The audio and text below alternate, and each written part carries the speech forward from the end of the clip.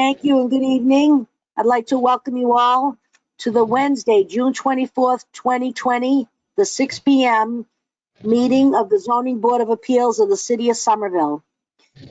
Pursuant to Governor Baker's March 12th, 2020 order suspending certain provisions of the Open Meeting Law, GLC 30A S-18, and the Governor's March 15, 2020 order imposing strict limitations on the number of people that may gather in one place, as well as Mayor Curtatoni's declaration of emergency dated March 15, 2020.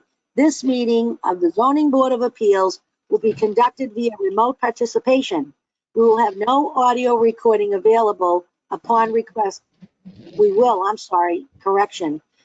have an audio recording available upon request as soon as possible after the meeting. Thank you very much. Without further ado, general business tonight. There's no minutes to approve. Nothing to be rescheduled or drawn, but under the public hearing, we do have 71 Union Square, and Charlotte is going to take care of that for us. Charlotte, take it away. 71 Union Square, after presenting to you 2 weeks ago on the variance criteria, felt that their best option is to pursue a by right project. So they're working on redesigning their proposals so that they will no longer need variance for ground story fenestration or ground story height. To that end, they have requested to withdraw the request for variances, but the overall project will still be pursued. So we must make a motion to accept their withdrawal without prejudice, yes? Accept their request to withdraw their variances without prejudice, that is correct. Okay. So, Madam Clerk, we have a motion, please? In the matter of case DRA 2020-0038, 71 Union Square, I make a motion that we accept the request to withdraw without prejudice. Second. There's a second. Second. Seconded by Elaine Severino. Must go around and have everybody voice their vote. I'll start with Mrs. Severino. Yes. Yes. Mrs. Brockelman. Yes. Mr. Kane. Yes. Mr. Safdie. Yes. Evans. Yes. And Ms. Fontano, yes. Unanimous, all approved. Withdraw without prejudice, 71 Union Square. Thank you. The next case was continued from June 10th, 2020. 345 Medford Street. Are we ready to go there? Madam Chair, I'm going to unmute Richard DiGirolamo, and let me see if there's anyone else who I recognize from this project. And Evan Stellman from the application team. And Evan, you're unmuted. You're unmuted, Richard. Okay, thank you very much. Members of the board, Rich DiGirolamo on behalf of the applicant. Madam Chair, as you know, we appeared before you at your June 10th meeting, and we did a full presentation. There was some questions that arose at that time, and I think your board was doing a few things. First off, I think you were exploring the idea of whether peer review was appropriate here and what the procedure would be.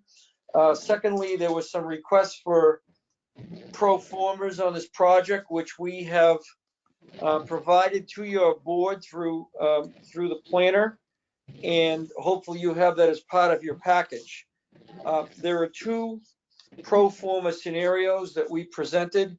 One is for a 6-story building, which would necessitate 2 of the 3 variances which we are seeking here this evening, since this property is located in an MR4 zoning district.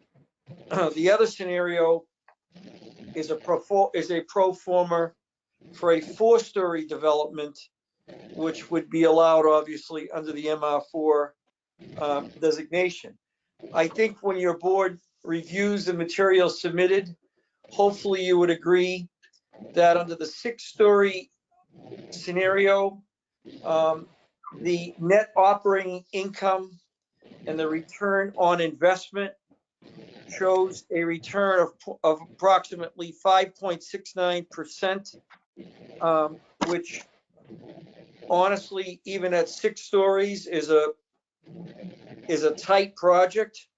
But under a 4-story scenario, the pro forma shows a rate of return of 4.5% rate of return based on the development cost, which is reduced, but the offset of the development cost and the income, it's more than the income is a higher percentage reduction than the offset in the increase in the decreased cost of construction.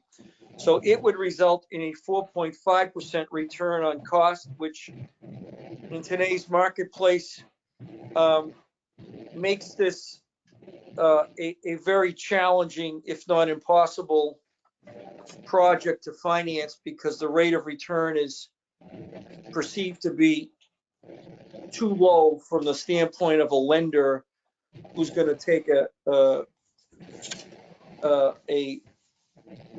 risk, take risk on this project and lend money lend debt against the project. So I think that might, helpfully explain to you some of the economic detriment that makes this project economically unfeasible as a 4-story development versus a 6-story development. As I indicated, even as a 6-story, it's a marginal investment, but it's a financeable project.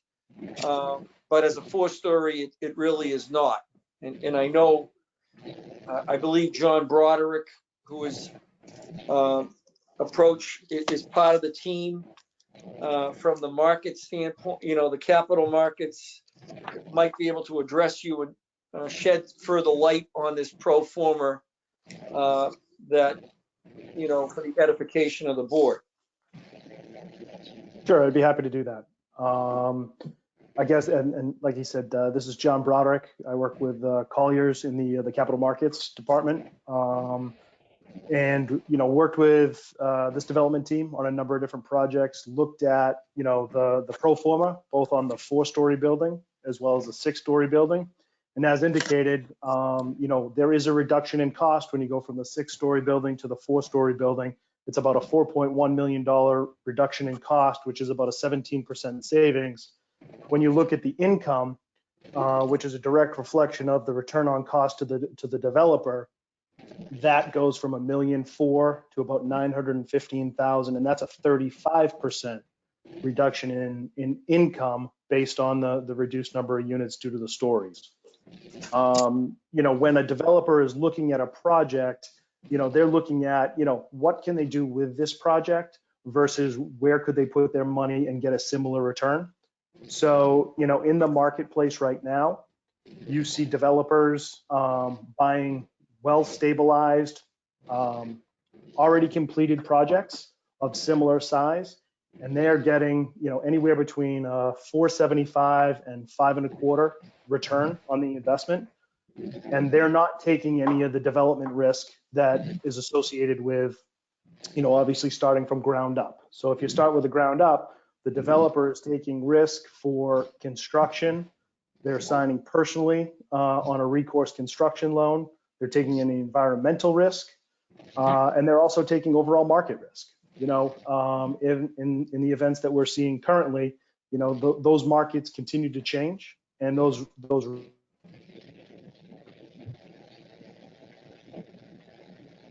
continue to move around. We recently just saw a project sell about a month ago, so kind of post-COVID after it started, and it was a brand new, fully developed, just stabilized project. It was 80 units. It was actually located over in West Roxbury, and it was 2 very well-known local developers, one National Development, the other EA Fish, and that project just traded at a 5% cap rate.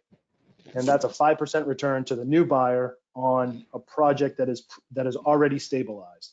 So there's no market risk, there's no construction risk, there's no, any real risk other than, releasing those units. But I mean, it's 100% stabilized. So we're not seeing developers take on new construction projects for anything less than basically a 5.5% return on cost. And that's as been indicated, that's a very, very thin deal. Most deals to go ground up on a vertical new building, people want to see at least a 6% return on cost because of the variables.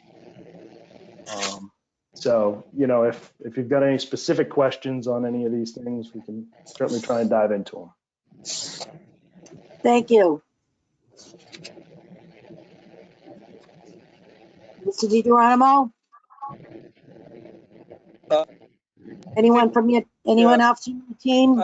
I think at this point, we're happy to entertain any additional questions, but I think that was primarily what I think we wanted to present to the board, and certainly welcome any feedback.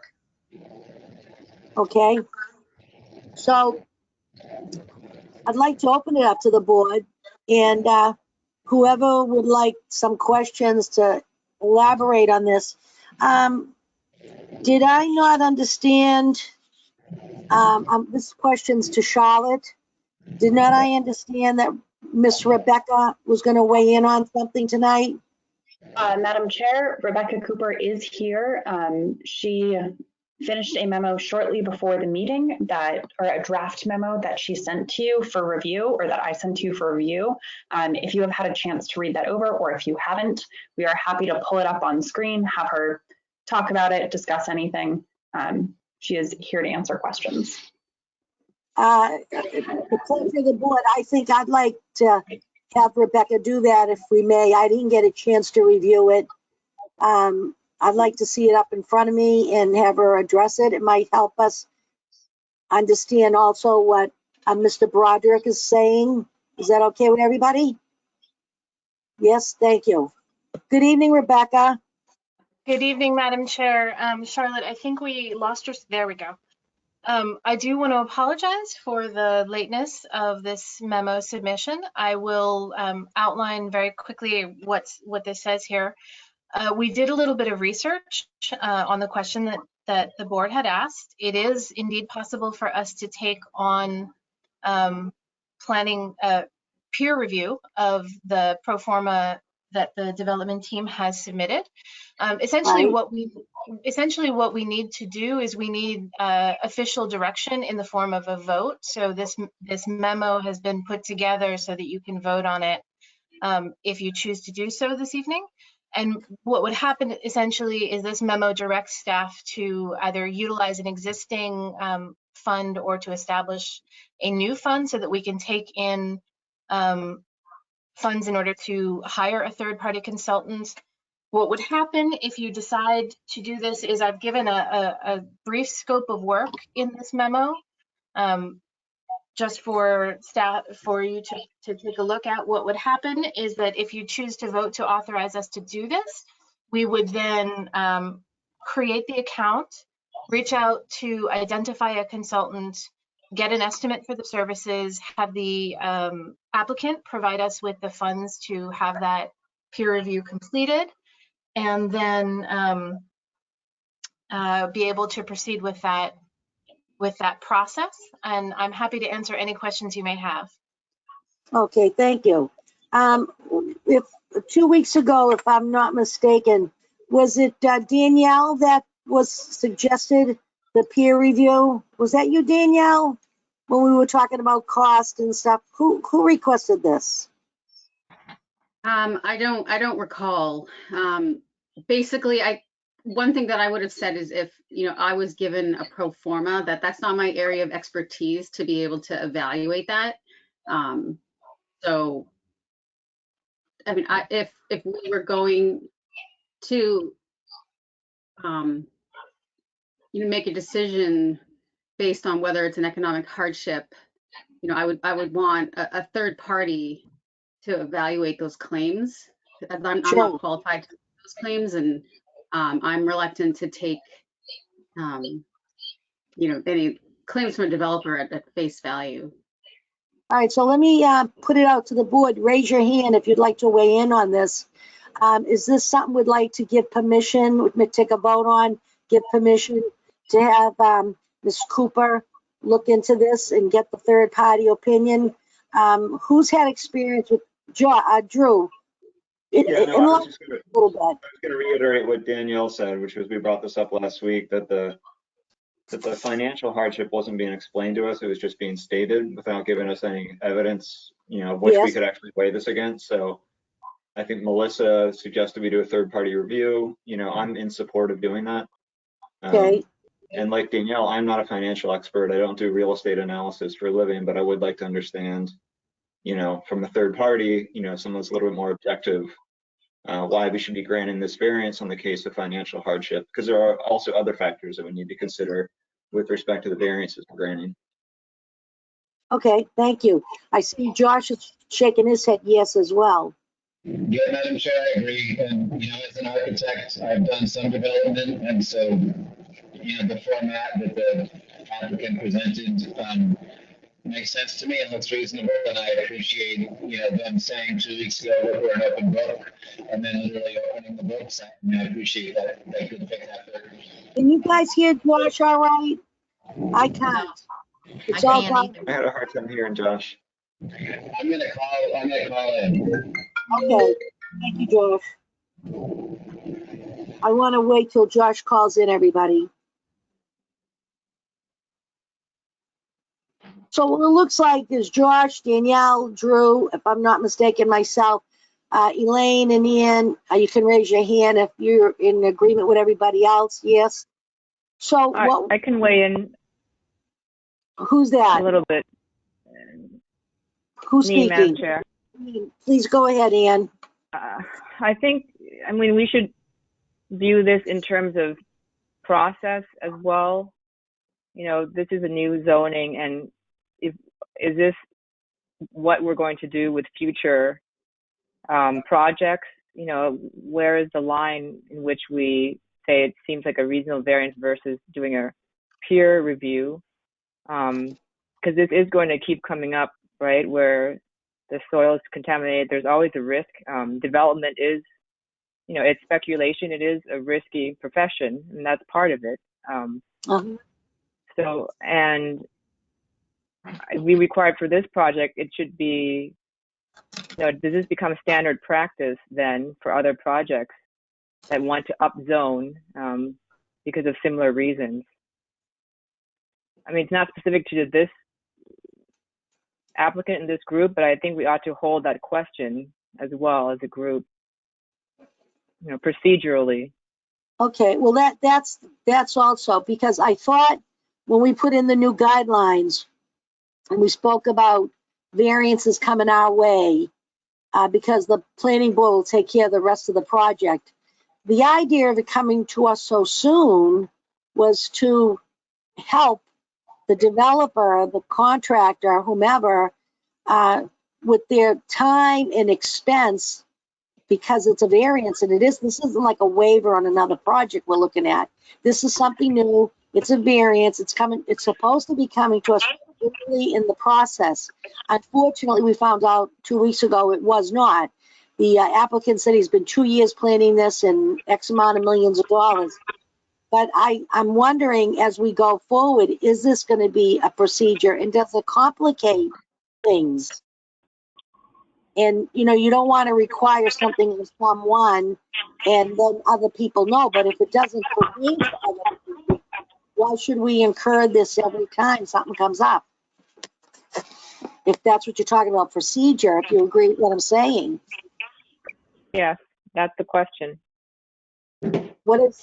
Do we hear from other people? Can anybody else weigh in on this?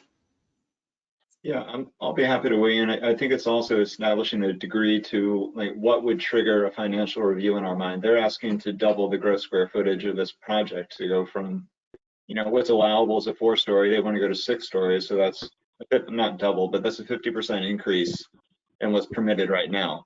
I guess they're stepping back on the 6th floor a little bit, but it's a significant increase in height, number of stories, gross square feet.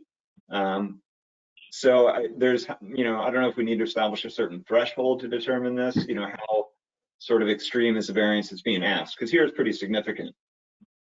Well, I'd like to comment on that, Madam Chair, and this is Elon Sassoon.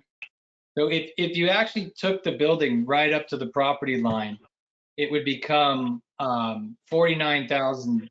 We're asking for 49,000 square feet right now. If we did the 4 stories and took it right up to the property line, it would be 39,000. So it is 10,000 square feet more.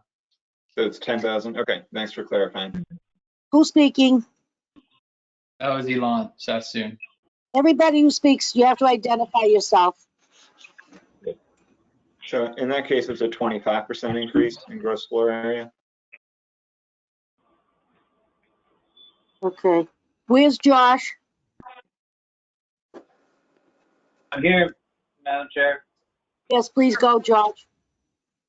I mean, since I agree. I'd like to see a third-party review. I just, you know, even hearing what other developers are doing, you know, rate and return, that kind of thing. You know, there are huge numbers in here that would move the project significantly either way. So the gentleman from Collier said a 5%, you know, on return, but you know, what kind of a contingency are they carrying? That you know, if they're carrying a 2% contingency versus a 10%, you know, we're only hearing a sort of explanation of a piece of the numbers, but even something like changing a contingency and on top of more than $1 million in environmental remediation costs, I mean, that could swing a number significantly. So I just think that I would want to see a third-party review that also would allow us to understand, you know, maybe comparables in, you know, how other development projects go. Because I agree with, you know, particularly what Drew said, that this is making a case for financial hardship, and I don't feel qualified to make that determination without some professional help. Okay. So I guess that's.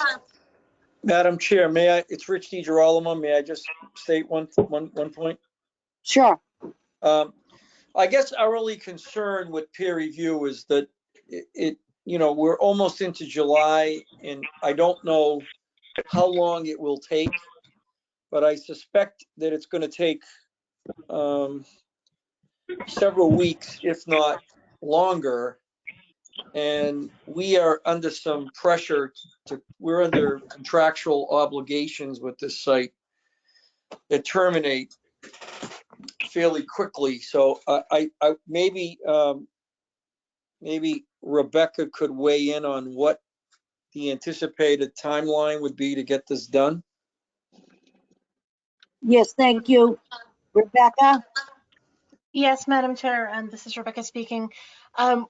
We do have potential consultants who have done work with the city before, so we wouldn't have to go through the process of you know, putting out notice for them. This is something that could happen fairly quickly. I know that my understanding is that following the vote, we'll reach out to people that we have knowledge of who meet the criteria, who've done work with this in the city before, and get, you know, an estimate for a rough estimate for how much it will take to get the work done. And then it's a matter of getting started as soon as we have the funds in place. I can't speak for what their workload is. That will be part of determining the scope of work once we identify a potential consultant. I'd like to ask a question of Rebecca. You said we have potential people we've worked with in the past. What do you think your immediate turnaround time would be for you to get a hold of them and just get an answer back? Is it something you'd know within a couple, because you know, we've got our July coming up, and I believe we're only having one meeting in July. Yes, Madam Chair. Again, sorry, Rebecca speaking. If the board grants us permission this evening to begin this process, we don't have to come back to the board for any future steps. We can just begin that. I have reached out to other departments that have worked with consultants who've done work like this before. We have, I think, 2 or 3 potential numbers. We could have those by the end of the week and turn them around, identify those people, There is an appeal process where we, provide that information for the applicant, and they can decide to appeal the one that we've chosen or allow us to go forward with the one we've chosen. So this could definitely be something that could get started very quickly. But then again, as I said, I can't speak for what their workload would be. Okay, And now how long the work. my next question would be, I'm probably asking this for Mr. DiGeronimo, because this is what came up 2 weeks ago. So let's say the applicant says yes. Okay, we say yes. Rebecca's gonna go. The applicant says, okay, we'll deal with that here by the end of the week. What's coming back to me is what Mr. Sassoon said a couple of weeks ago. If I do all this, am I gonna be approved, or am I gonna be in waste? I wanna know if there's, once we straighten this out right now, are there other issues in front of us that we feel we cannot approve this project regardless of the monies and the people review and all that? Do we have some other issues that we want to just clean up with the whole process? Am I right on what I'm saying that? Like, Elaine, do you have a comment you'd like to make with the project? I thought we had had a discussion, and I thought Anne had started it about stepping part of the building back. And I thought I remembered that. I was in favor of that. I don't know if Anne, I think Anne was the one who had mentioned that. But I don't know if that is correct. Anne, can you help me? Yes, my question is that if this were an MR6, right, 6 stories allowed, what would the stepping be for compliance? And I believe it was 10 feet at the 5th and 6th floor. If we were to say that, yes, you can upzone as if it were MR6, you should still comply with the proposed upzoning. That was the discussion. Because right now, if you're supposed to step back 10 feet for the 5th floor, this is still bigger than MR6 would allow. Madam Chair, may I speak to that? This is Rebecca. Sure, please. Yes, I just want to draw everyone's attention back to the fact that there are 3 variances being requested here. The first variance is for an additional 2 stories. The second variance is, should the board vote favorably on that first variance, there would be a dimensional amendment to the height that would allow those extra 2 stories. And then there would also be a dimensional difficulty with the rear setback. So they break down into 2 open questions. And as Ms. Brockelman pointed out, if you were to hold this building to the requirements of an MR6 zone, that would require a setback in the front at the 10-foot setback in the front at the 5th and 6th story. Perhaps Charlotte can work with the applicant to put the drawings that they have produced on screen. If I recall, there is some setback on the front of the building, but I don't recall the exact dimensions of it. I think that it's at the 6th, not the 5th story. 6, it is. If you would like it on screen, give me one moment to pull it up. I will work on that.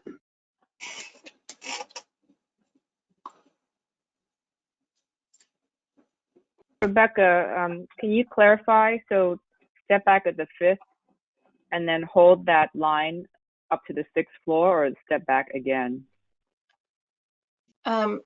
Just a moment. I'm going to go to that specific page and see if I can not read the wrong document this week and make sure that I am looking in the exact right place. My recollection is that it is the 5th and the 6th floors have to be stepped back. So the 4th floor would come out twice. to the, yes. So, okay.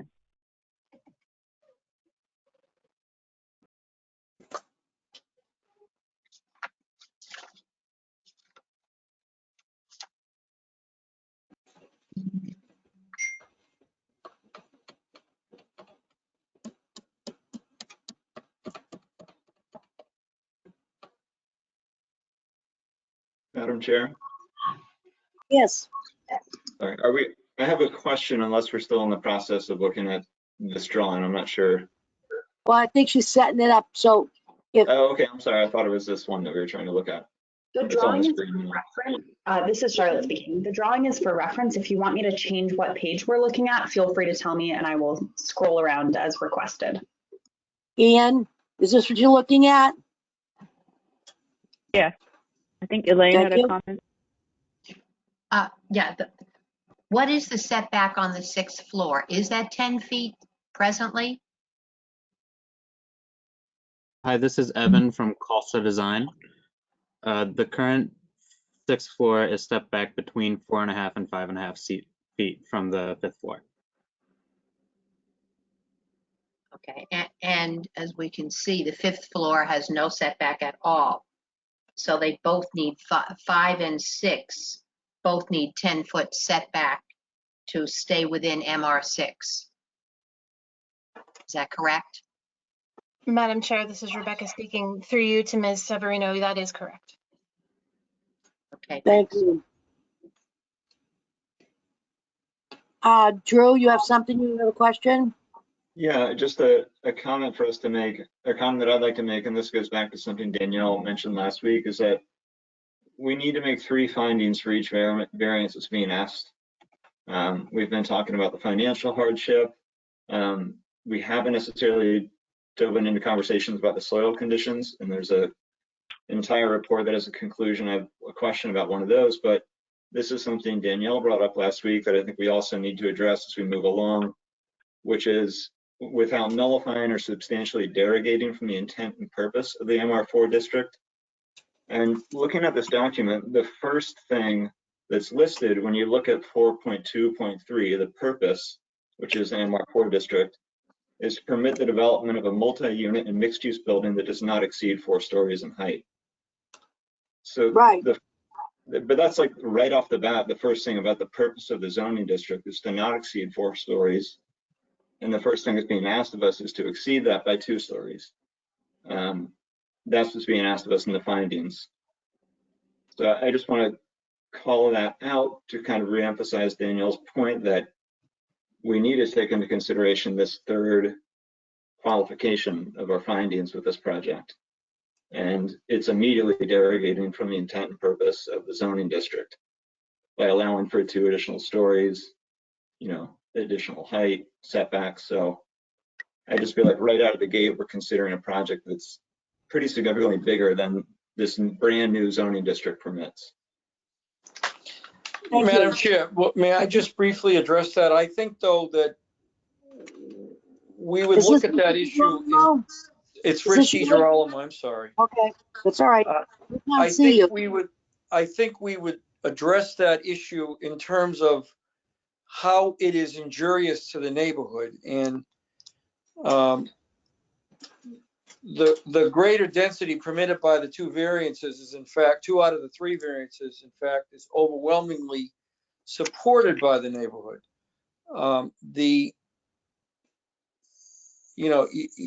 Because the size of these units is not likely to generate excessive trips, given the building's location across from a green line study. There is a shadow study that shows that the extra height results in very minimal shading. And furthermore, I think you would find that the removal of this automotive use to a which has had, this site has had a history of automotive use dating back close to 5 decades. I think you would find that the removal of that use, converting it to a mixed-use building, is in fact a substantial improvement to the neighborhood, hardly a detriment. So I think your board would be guided by those factors as well in considering the third justification for the variance. Thank you. Thank you. May I say something, Madam Chair? Danielle, please. Are we in the discussion portion, or did we close the public portion, or did? I believe Time for me to to discuss the design of, basically the way that I think that that piece could be overcome is if the design was such that it would appear as 4 stories. And I think that's where the step backs will really come in. Because my main concern is how this building, you know, relates to the piano building adjacent to it. That building is historic and it really anchors that, you know, that curve in the road. And I would like to see that the part of the building that you experience and perceive from the street to feel like it's at the same height as that building. And then, you know, it could step back behind that.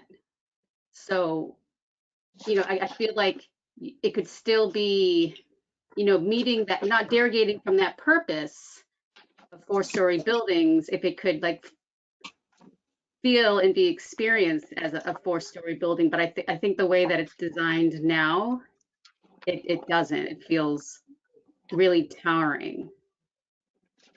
Hi, Danielle, Lon Sassoon. I'd just like to make a comment about that. So after the last meeting, I looked into the height difference, and our building is only 15 feet higher than the piano building, and the entire top floor, the 6th floor, is 10 feet. So maybe the drawings look a little off, but we're doing exactly that. 15 feet above, but is it above those the highest point of those the faux gables, or is it a? I'm just trying. I mean, if I could see some drawings that help me better understand. Is there some drawing you could put up for us? This is I Evan think from there's no Costa drawing Design. pocket that helped me understand. Charlotte, can you go to sheet A300, please? We show it there. Give me 1 second to scroll to that and I will share it on the screen.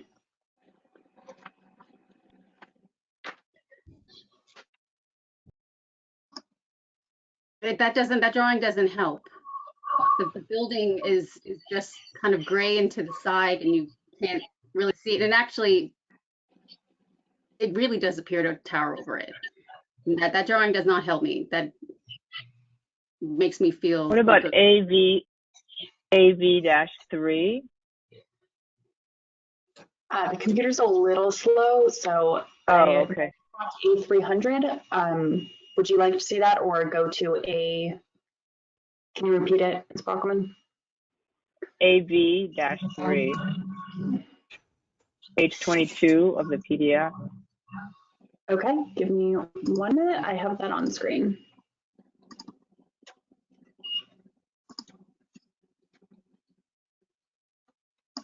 And I think this perspective doesn't help the applicant because it's from this, we're closer to this proposed building, but there is a difference here.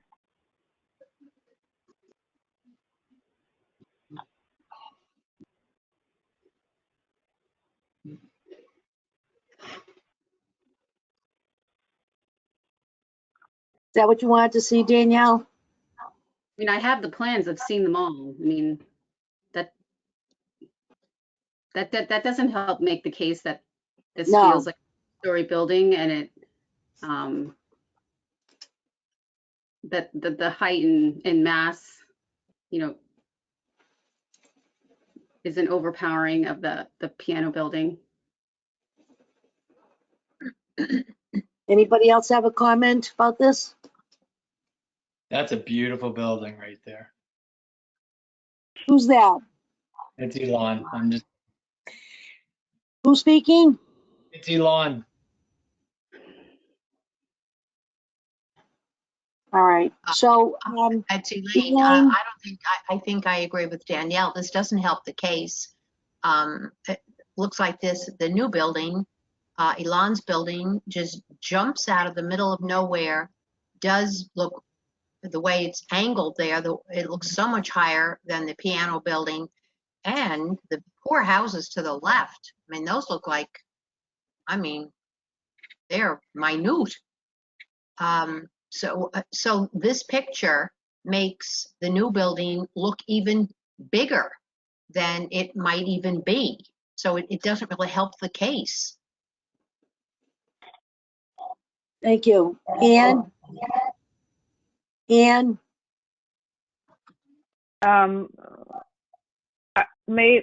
willing to say it's maybe misleading because the dimensions that the applicant stated doesn't seem that much higher. But I don't know which elevation to look at. So AV-4, the one after that, Charlotte? it still looks quite high. Charlotte, maybe you can do that, yeah.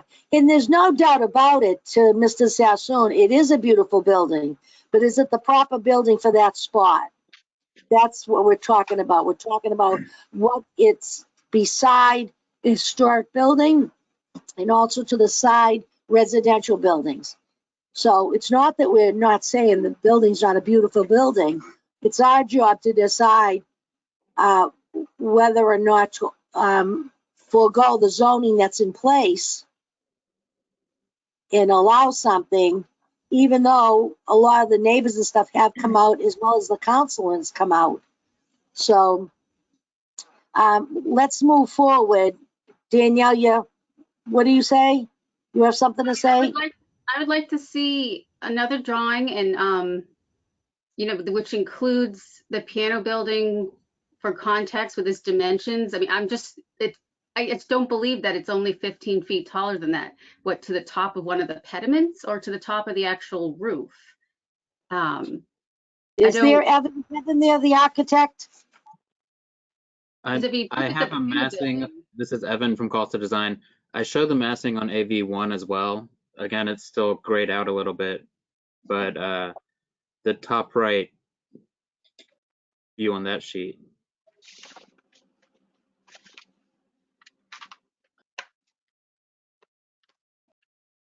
So there you can see the piano building massed out, and that's from the ground to the roof. It doesn't include the pediments on the front facade. I'm not seeing that yet on my screen. I have it's a twist between A301 and something else. Right, so we're the top right picture on the sheet below A301, showing the view on Medford Street. The massing of the piano building is grayed out to the right of our structure.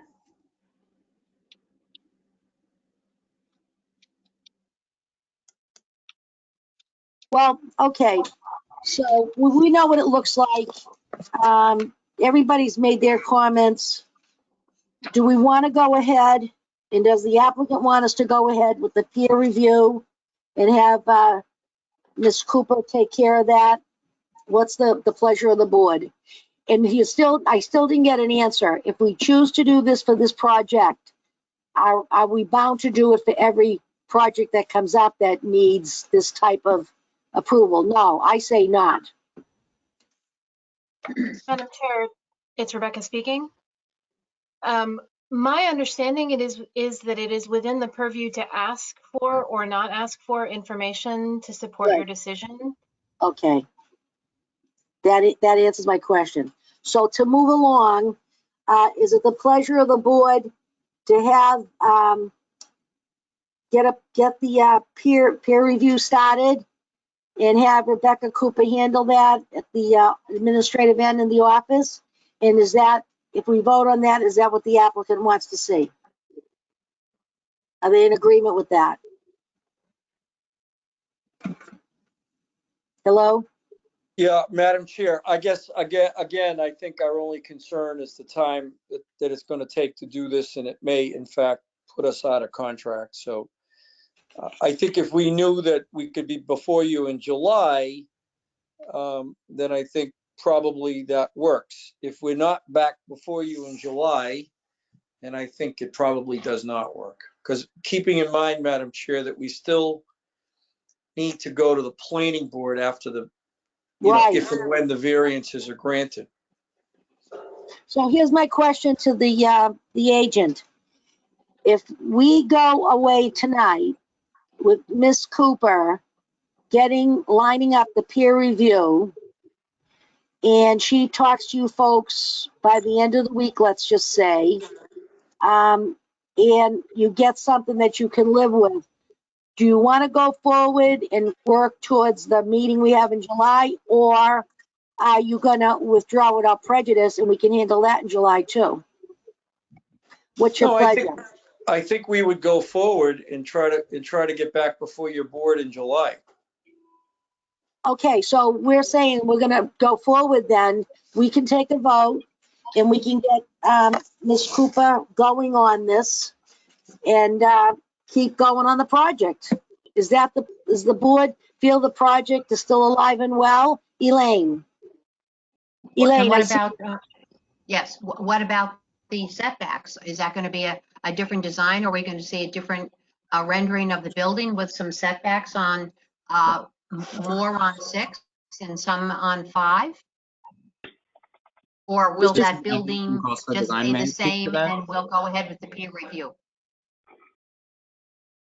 hello, who'd like to speak? Evan from Costa Design. Yes, Evan, go ahead, please. I would like to say that we did do an iteration where we stepped back the 5th and the 6th floor, and we had presented that to the neighborhood, and we reviewed that with city planners, and it did not go over well with either. They both preferred the scheme that you see before you today.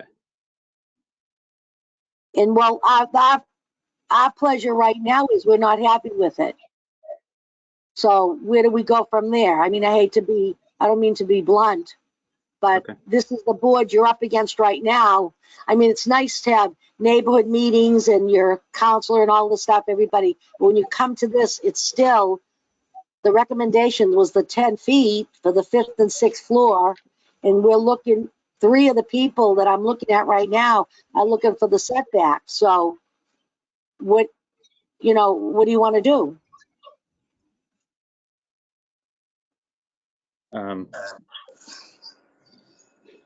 Josh, can you help me out with this? Madam Chair, if I may, it's Rich DiGirolamo. I think we would be happy to come back before you with the version of the 6-story building that we showed the planning staff and the neighborhood early on and present that to you, if you like, at the July meeting, and hopefully at that point we would have had some closure. I believe the July meeting is 4 weeks out. Madam Chair, if I may, this is Charlotte, just to clarify, the next ZBA meeting is on July 15th. Okay, so so it's 3 weeks actually. Okay.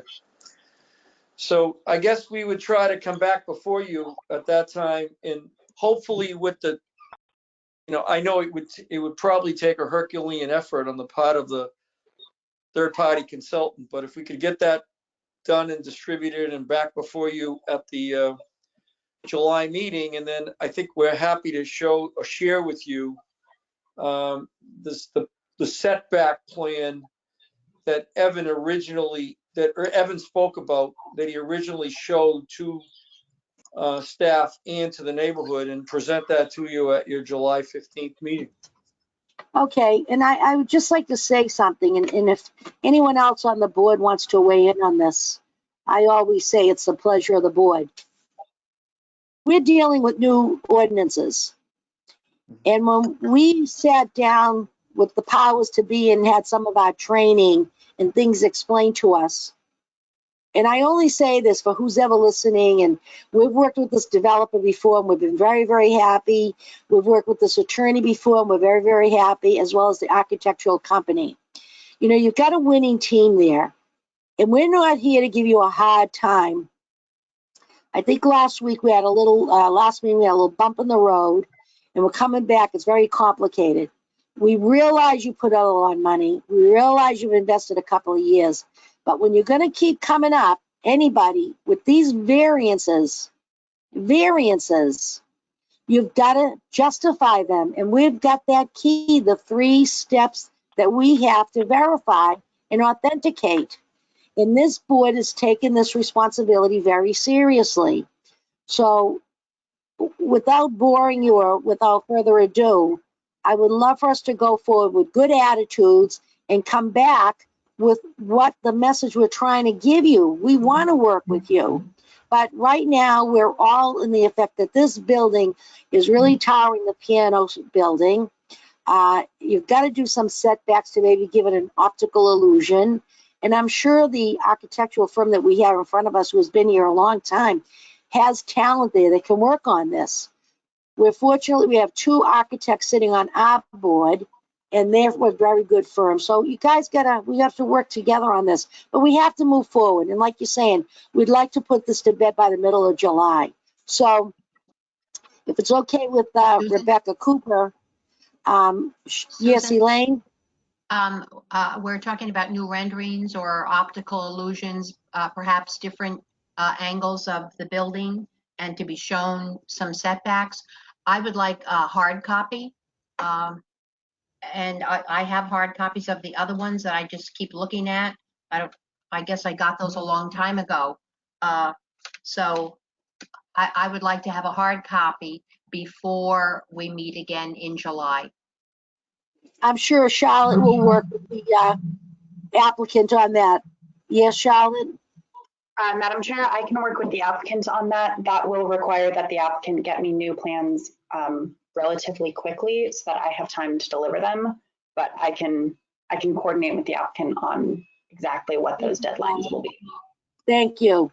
So, Ms. Cooper, shall we make a motion to give you the power to do a peer review, to work on a peer review for us? Is that how we're going to do this? Yes, Madam Chair, it's my understanding you need to have two votes. The first would be to accept this memo and give me permission to start the process, and the other would be to continue the project. Okay. If I may, I believe that at the last public hearing, you did not close public comment. So if you would be open to having public comment tonight, I believe there are a number of members of the public who would like to speak. I did not close it. It is still open, and I'm in favor of hearing, but I don't want anybody repeating if they spoke last week, the last meeting, and have nothing more new to offer. I'd ask you to respect the other people who have something new to add for us to think about. And I'd like you to keep the minute to the 2 minutes. I will do so. Thank you so much, Charlotte. Who'd like to go first? Please don't forget now, you have to give us your name and your address. The first, well, Madam Chair, if we can do the two votes separately, we can vote on the memo for Ms. Cooper and then do public comment. We don't need to do public comment about the memo. It's just about. So we're gonna have Danielle, the clerk, make a motion. Danielle, did you get what Rebecca said? So we're voting on the scope of work. Of accepting the memo that she sent us today. Yes, so the memo has the scope of work. It's basically what they would send out for a request for qualifications. I'm sure this is not very expensive, so they probably just need to get 3 quotes to satisfy the procurement office. But so it says at a minimum about regarding the scope, and it lists, I don't know if someone can put that memo up again so everyone can follow along. Give me 1 second and I will pull it up. Thank you, Charlotte.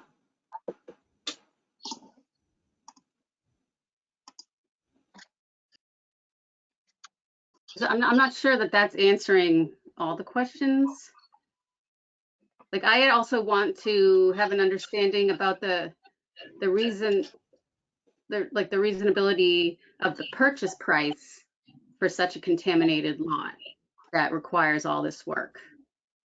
You know, like to make the analogy of, you know, purchasing a house that needs to be gutted versus one that's, you know, pristine. Like, you wouldn't pay the same price for it. So I just want to know that because basically the hardship is based on the $5 million purchase price. Was that a reasonable, you know, price that they paid for it?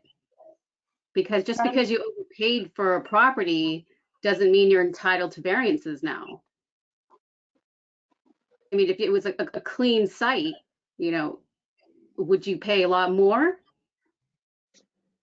Or are we just, you know, scooping up properties because they come available and just giving property owners whatever they want for it, you know? So that's one of my concerns.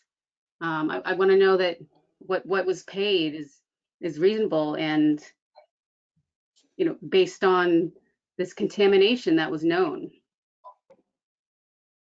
Madam Chair, this is Rebecca speaking. Just through you to Ms. Evans, Yes. I have offered this as a draft, and I am happy to have any amendments that the board would like to make.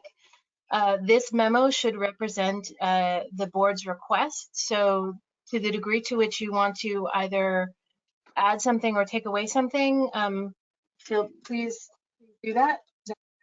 So do we need to decide on the scope now, or can we like send you emails like individually so that we're not like, you know, violating open meeting law? Like, we just got the memo right before the meeting.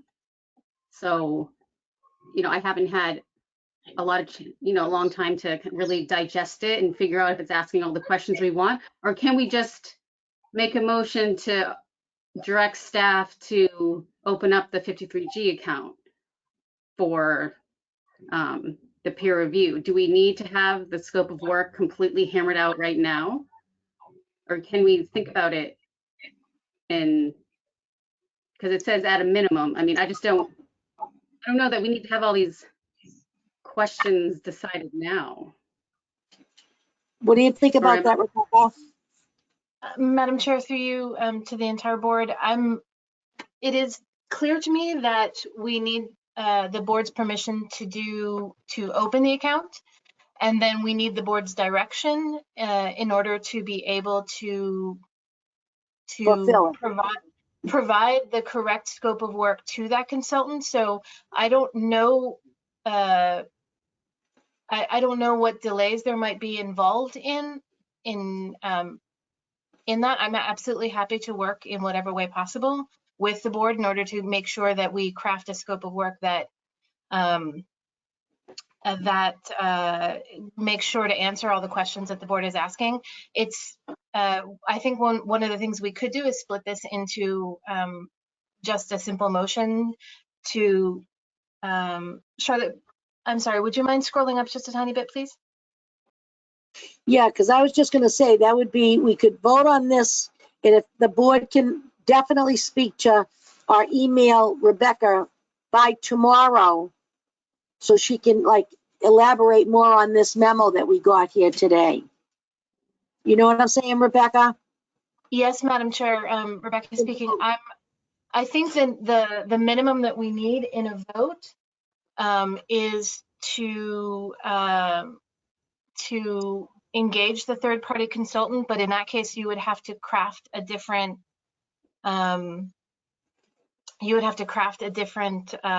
motion. You wouldn't be just voting on the memo that's proposed. The one thing that I am a little concerned with is that what I don't know is whether or not we can amend, whether or not the board would have to vote on the scope of in public. My sense is, without checking with legal, that we would have to have that discussion in public, and so we would have to come back to you with a scope of work that you would vote on and ask for, because otherwise we're having ex parte negotiations outside of this that the full board would not be able to vote on. I agree. I've never seen a board approve a scope of work when they've authorized a 53G account. Like, I just know. Have you, Drew? You're a planner. Have you seen that? No, I haven't, but I don't deal with, this isn't something I deal with directly. Okay. I didn't know, because I know Danielle's a planner and you are, and I thought perhaps as her experience and yours might be parallel. No, I've never done a peer review. Okay. Or I've never initiated a peer review as a planner. Okay. Madam Yeah, Chair. I have a question for Danielle and Rebecca. Danielle, when we make motions to approve cases and we add conditions of approval, when you look at the memo from Rebecca tonight, is there something right off the top, a one-liner that you'd like to add to this tonight that we could approve? Like you're saying, the cost that you feel it's a different cost factor and a time involved, and a peer review of a clean parcel of land, something that's already been leveled and there's no pollutants and stuff like that, than to something that's more complicated as such that we feel because of the past business that's been there, there's properties there that are gonna have to be removed. Is that what you're saying? I'm basically saying, because they're basing whether there's an economic hardship based on, you know, on the purchase price and what it'll cost to develop the property and the income they make off of it. But it all starts with they paid $5 million for it. And so I just want to know if that was a reasonable price that they paid for it. Like, was it appraised for that much? Like, with information about it being so contaminated? I mean, like, that has to lower the value of a property if it's contaminated. And, you know, because I'm sure it, you know, it has an AUL on it, unit activity use limitation based on, you know, what it is now. So usually the cost of a property, you know, hinges on what you can do with it. And usually that's also based on what the zoning is at the time. So I just don't understand why they need to have, you know, a variance for 2 additional stories of a property that's been upzoned since they bought it. You know, it's already been upzoned. They purchased it or put it under contract before the zoning even changed. So I just don't understand.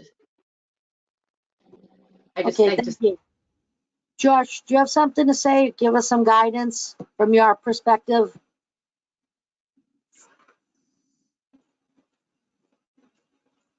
Did you say Josh? Yes, I did. Yeah, sorry. No, not particularly. I mean, I agree. Okay. I agree with Danielle's concerns. You have to look at all the numbers in a pro forma, and you know, you can't just sort of. I mean, even rate on return. I mean, how long does it take to pay off the project debt that's being carried, and after that, what does it look like? I mean, I don't know enough. You know what I mean? Okay. All right. Thank you. So where are we at? Are we saying we kind of go forward on this for the peer review for the performer without knowing all the conditions? Danielle, yes. Well, just saying, so I mean, so, you know, what I was saying about the purchase price and, you know, the reasonableness of that, but also I wouldn't want it to just be an either or, like, it's a hardship if they build, you know, exactly what's allowed, you know, by right, or at least for height, but, you know, different, you know, gradations in between. Like, I don't think it should be 4 stories or 6 stories and nothing in between. So I mean, I just don't want the answer to be yes, building to what the zoning allows, you know, would be a financial hardship and not give them the rate of return. So I just don't want it to be this like open-ended, okay, they need 6 stories. All So right. I just a little bit more context in the evaluation. All right. So, you know, I don't know. We're at a stalemate here. Well, that's what we just say. That's what I would like to see in the scope of work. Does anyone else have other things that they'd like to see in the Again, as usual, it's time. You know, everybody, they put you under the gun with the time. We want to do this the proper way, not the rush way. Drew had his hand up. What is it, Drew? Yeah, no, that was the kind of, you took the words right out of my mouth. I mean, I feel like there's almost a pressure as if we're going to decide this, you know, on July 15th. You know, I can't necessarily say that that's going to be the case. I mean, unless we're all in agreement that this third finding about, you know, detriment to the public good, that, you know, that will accept new drawings and that'll be it. I mean, we have to also make, you know, there are 3 findings here. So I also just, you know, I want to say that, but also like you're saying, that to put us under pressure to say, okay, on 7/15, we get this memo from someone who's done an independent review of this, and we're supposed to say yay or nay, seems a little abrupt, in addition to the fact that I don't know if we're entirely in agreement on what the finding is for number 3 of the hardship variance. Right. Yeah, well, that's my problem, and I don't want to mislead the applicant. So why don't we take a break on this part of the conversation? Let's listen to what the new public has to say and then come back to maybe what we're looking for. Is that all right with everybody? Josh? Josh? Sorry, Madam Chair. I just wanted to say two quick things, and not to sound callous, but I don't feel any pressure of time, and I don't think the board should. That's not our problem. So I just want to make that clear. Okay. Thank you. You know, and the second is that I don't think we're misleading or providing, you know, bad information to the applicant either. We're doing what we can with the information we've been provided. They've chosen to bring forward a significant project immediately after the changing of the zoning ordinance, and they've chosen to hinge their development financing on a huge variance that's never been granted in the city before. So, you know, there's no misleading. We're doing what we can. We're being open about it. It's a big ask. Thank you. So, should we go to the public and see what they have to say? Is everybody ready for that? Okay, Miss Charlotte? So the first person up is Stani Iordovana. You are unmuted, and I'm setting a timer for 2 minutes. Hello. Hello, good evening, everyone. My name is Stani Yordanova, and I'm at 11 Lee Street. And I'm a representative of the Gilman Square Neighborhood Association, serving on the steering and interim steering committee. Per your request, I will not repeat what I said last time, other than to say that our process with Elon was a meaningful one, and one that we had hoped to serve as an example to the community and community engagement in general. There were 16 different benefits that we wanted him to include or to change in his building, and some of them had significant cost implications. So this was a real engagement with some real processes and a real outcome in terms of benefits for the neighborhood. I'm also an architect. Not sure if this is my place to say this, but Evan mentioned that the previous version that included sort of a step back on the the fifth and the sixth floors, and the proportions of the building were something that we did not like, and you might not like either. Obviously, it's your process. But I also like to mention that the cornice of the roof of the piano building is at the same height as the cornice of their building, because their piano building has higher floor-to-floor heights. And so that was the reason we thought as a neighborhood that this would be acceptable in the context of the piano building, with only the sixth story stepping back. So I just wanted to give background to our discussion as a neighborhood to the height of the building and why we thought it was okay. Thank you. So I hope that was okay to. Thank you. The next person is Christine Carolino, and I am going to share a 2-minute timer on screen. Hi, my name is Christine Carlino. I live at 378 Medford Street. Yeah. I'm also, hello? Hi. Hi, I can hear you you. Okay, Yeah. great. I'm also a representative from the Gilman Square Neighborhood Association Steering Committee. And I spoke at the last meeting, but what I wanted to share was a little bit of context about what this community has been working very hard with the planning department and the multiple developers that have, you know, appeared in this neighborhood, have been working on. And, you know, we've been working really hard on what this community is going to look like once the train station gets here. It's been a long time since anything has happened in this neighborhood, and we're lacking restaurants, we're lacking commercial space, we're lacking housing and density around where a train station is going to be. We're lacking green space. bicycle infrastructure, good pedestrian infrastructure, strong streetscapes and street walls. And I mean, these are not new concepts to the city. These are all things that have been talked about at extent in the Summer Vision Plan. And in order to get all of those things, which cost money and take up space, we have to go higher.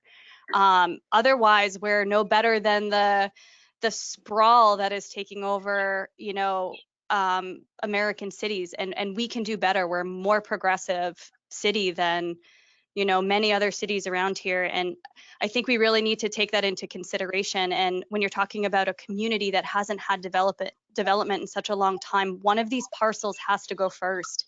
And they're going to need to consider going higher in order to get all of these things that this community so very much needs. And we've worked through a lot of these things in the process that, you know, studies already mentioned, and we've worked on them for a long time. And I think if you take this building in the Christine, context... I'm going to shut you off. That has been 2 minutes. Okay. The next person we have who has raised their hand is Aaron Weber.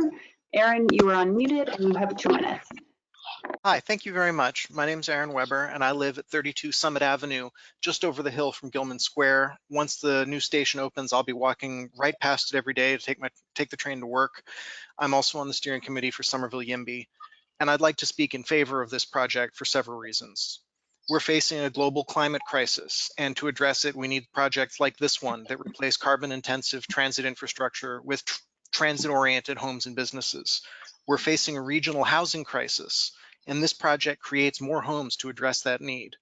We're facing a regional pandemic-driven economic crisis, and the construction jobs involved in this project will be vital to stabilizing the economy. And to address your concern that the process is rushed, I'd like to note that climate, housing, and economic crises are not waiting. We don't have infinite time to delay on this. The developer has already put a lot of work into building something, a project, a proposal that the neighborhood likes, unlike a lot of other proposals before the board. This is uncontroversial. I'll also note your concern that the value of the plot is increased by granting the variance, but that represents an opportunity and not a problem for the city. We should allow the creation of that value and the consequent expansion of the city's tax base. Thank you very much. Thank you so much. What was that gentleman's name, Charlotte? That was Aaron Weber. Aaron, thank you. Members of the public, if you would like to speak on this project, please raise your hand. That's the only way that I see that you are interested. Okay, I see 2 more people who have raised their hand. Next up is Teresa Wire. Teresa, you're unmuted. Hello, Teresa. Okay, there we go. Hi, this is Teresa Weir, and my husband is with me, Mark Latham, and we live at 187 School Street. And I'm also a member of the Gilman Neighbors Group. I really don't have a lot to say, but other than that, I have been part of this process and I'm very concerned. I appreciate you guys seem really very interested in it being a good project, and that's very impressive to me. But from the other side, we've been working for a long time and talking and working through this. And my concern is that you seem like you're all in the right place, but are you going to guarantee that we're going to get a good developer in there who's going to give us what this project is giving us? And I'm concerned that we're going to get a lot of the other buildings that have been approved around here don't look very good to me. They have very short first floors that aren't going to put in a nice restaurant. You end up with nail salons and other stuff. Like, this building is more like what you want right next to a tea stop. And I could probably say a lot more, but it just seems like it fits in more, like everyone else has said, with where things are going in the neighborhood and in the world. And I'm just, the only thing I would ask is not to have a building there at all, to have a park there.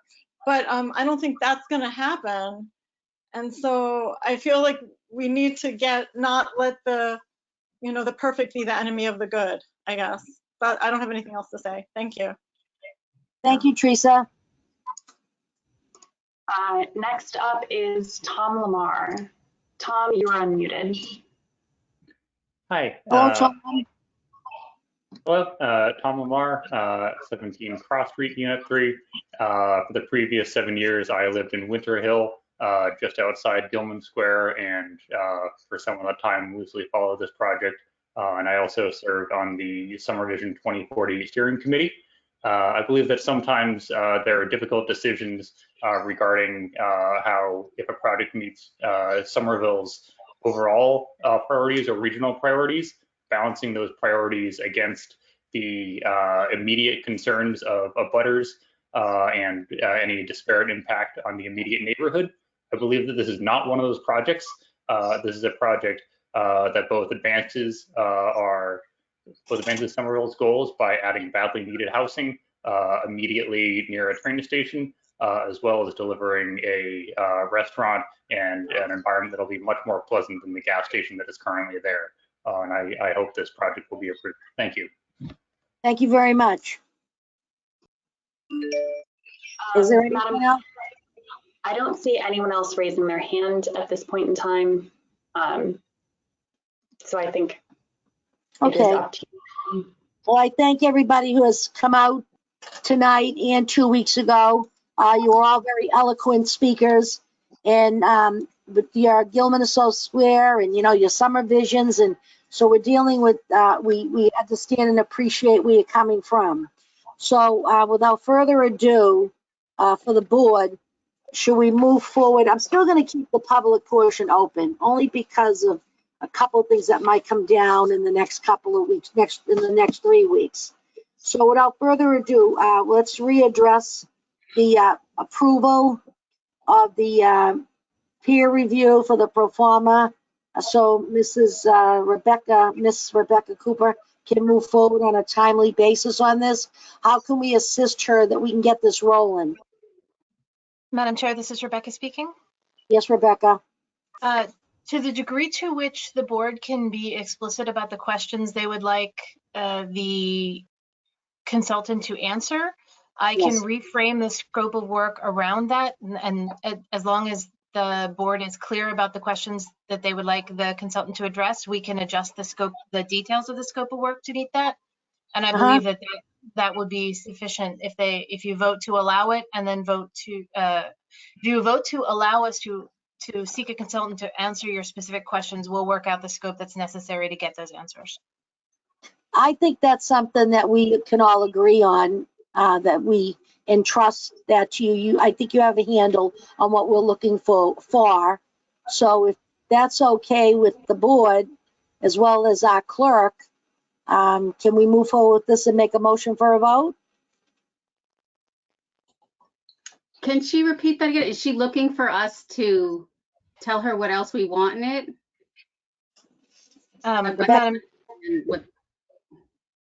She said that we need to be explicit with what she wants, so. Yes, Rebecca speaking here. Madam Chair, through you to Ms. Evans on the board. Yes, please, if there's something you'd like me to add to this, if there's something you'd like to delete from the scope, you can tell me that. If there's something you'd like to add, I would appreciate a little extra. I mean, I can go back and pull from the notes the comments that you made about your specific questions. But if there are any other concerns that the board would like me to try to have the consultant answer, I would appreciate some whatever clarity and specificity you can provide for us. Drew has his hand up. Yeah, Madam Chair, if I can make a comment, again, this scope was sent to us right before the meeting. So with respect to determining what, we would prefer they take out of the scope, I don't think, at least personally, I'm not in a position to say that at this point. I don't know if there's the possibility to give them an answer, this week, but I don't think we've been given sufficient time to determine what we would want pulled out of the scope. We've made a number of comments on what we'd like to see. Rebecca has those. I think people are pretty aware of them. But I don't know necessarily that we can agree to, or I couldn't necessarily agree to what I want pulled out of the scope at this point. So I don't know if it's possible to be given a day or so to actually review this, because, this was at 5 p.m. we got it. Rebecca? Yes, Madam Chair. I wasn't necessarily asking for you to pull anything out. I was trying to basically indicate that we can ask for whatever it is you'd like. I am sorry, it took us a while to get the information about how to craft this. I will see to it that I go back and review the notes to make sure that we capture the comments that were made this evening. And I'm just, if there's anything else you'd like me to add to that before you vote, that's fine. If there is any other discussion that you would want to have, I would only feel that it would be appropriate for me to be able to run that by you before you vote on it. So if that would have to be at a public forum such as this. Yes, correct. Okay, so the question then goes to the applicant. Are they, here we go to the July 15th meeting. I'm sorry, Madam Chair. In order for us to vote on the scope of the project, we have to do it at a public forum such as this. Therefore, we cannot read it, see it, or vote on it until July 15th. So we would actually be delaying the whole startup of the peer review for an additional 3 weeks. Yeah. I mean, if Rebecca can do some behind the scenes preparation, and we've got this going so far, so that if we have our meeting on the 15th, we look at it, we say yes, you say yes, she can go right to town and get it going. Put it in action. I guess that's what I'm trying to say. I mean, I think the problem with that, I'm sorry. I'm sorry, Madam Chair, Rebecca speaking. I just want to be clear that my understanding basically is that this is a directive from the ZBA. So you need to have the discussion about what you would like us to do and in public, and then direct us to do it. We will do whatever you ask us to do, but we need the authorization. We need the authorization, the discussion, the determination, and then the authorization in public. Okay. From our perspective, my point about you can delete whatever you want to was to clarify that staff is here to answer the questions that the board has. Okay. All right. So let's start with Rebecca needs information. Could you put up the memo you sent out earlier today for us, please, Charlotte? Yes. Everybody, if you don't have a copy in front of you, and let's get going on this. If you have comments, Rebecca's making some notes on what you're asking her for. So, Elaine, did you have anything special you wanted to add other than what's going to be in front of you? No, the memo in front of me is, and I have a copy here, is fine, and I believe that Rebecca can pull the other information from our conversations and comments tonight. Okay, I'm going to shoot to Drew and Danielle next. Drew. Rebecca, do you mind reading back some of the notes? We've talked this through a number of times, and I just want to make sure that things are being summarized correctly. So if you've taken notes tonight and prior to that, just so I can confirm that you've noted what it is that we've been requesting. Thank you. Madam Chair, hold on just a second. After Drew, Josh has his hand up.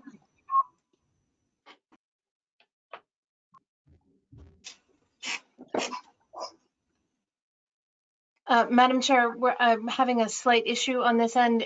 Could you please go ahead to the questions from the board while I try to resolve it? Sure. Josh, can you ask something that while she's working on Drew's? She's checking her notes, I'm sure. So Josh Safety. Yeah, I mean, I just would say that all the data that's listed in the scope of work seems useful. And again, I don't know what these reports typically look like, but I think what I'm looking for is also a comparison of, these data points against sort of standard practice in the region, now. I mean, it's sort of like when you're getting an appraisal for a house and they do comp. Right. So I guess that's the other piece that I would want to know is, other than just taking it from the financial person who the applicant has brought, what is typically a reasonable, rate of return over how many years, et cetera, et cetera. Okay. And I think that's also part of what you're looking for, Danielle. You want to justify that the price he paid for the property was a fair price. Yeah. For us to take into consideration hardship.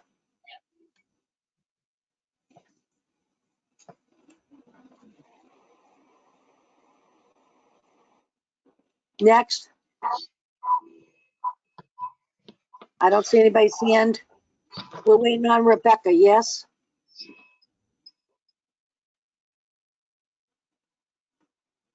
So she'll have to come back with the memo, with the scope of the work. Madam Chair, I apologize. We've got rain going through here.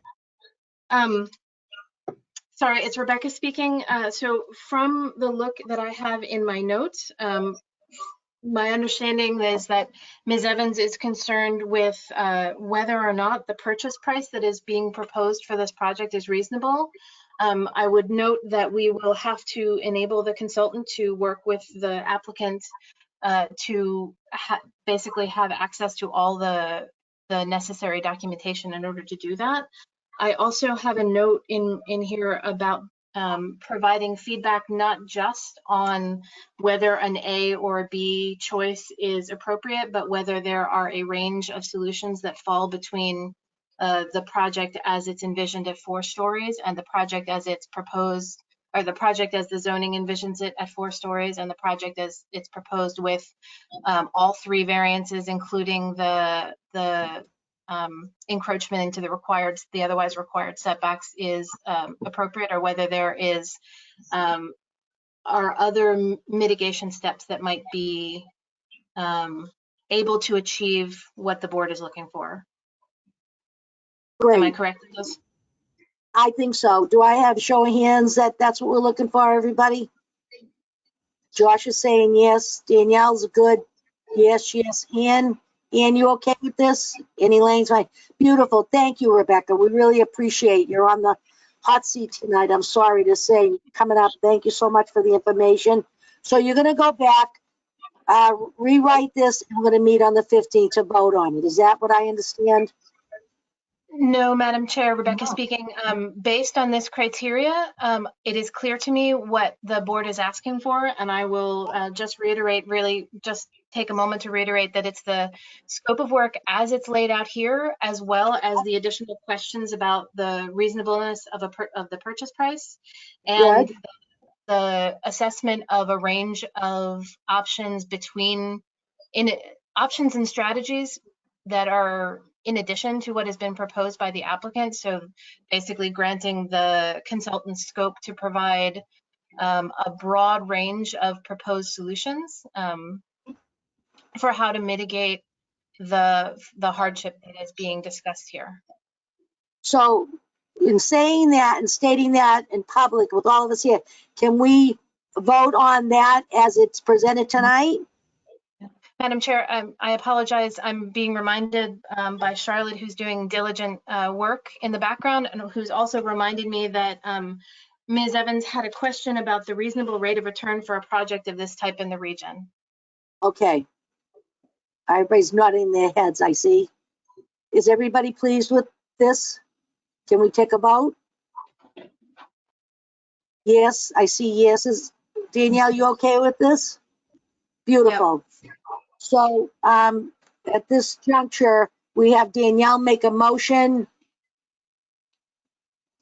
Okay, Madam Chair, I make a motion that we direct planning staff and authorize them to establish an account in accordance with MGL Chapter 44, Section 53G, to engage a third-party consultant to perform a peer review to evaluate the claims for variance relief due to financial hardship, incorporating the memo dated June 24th, 2020 by Rebecca Lynn Cooper, Senior Planner, which includes the scope of work in addition, as amended with the additional criteria that was read into the record tonight.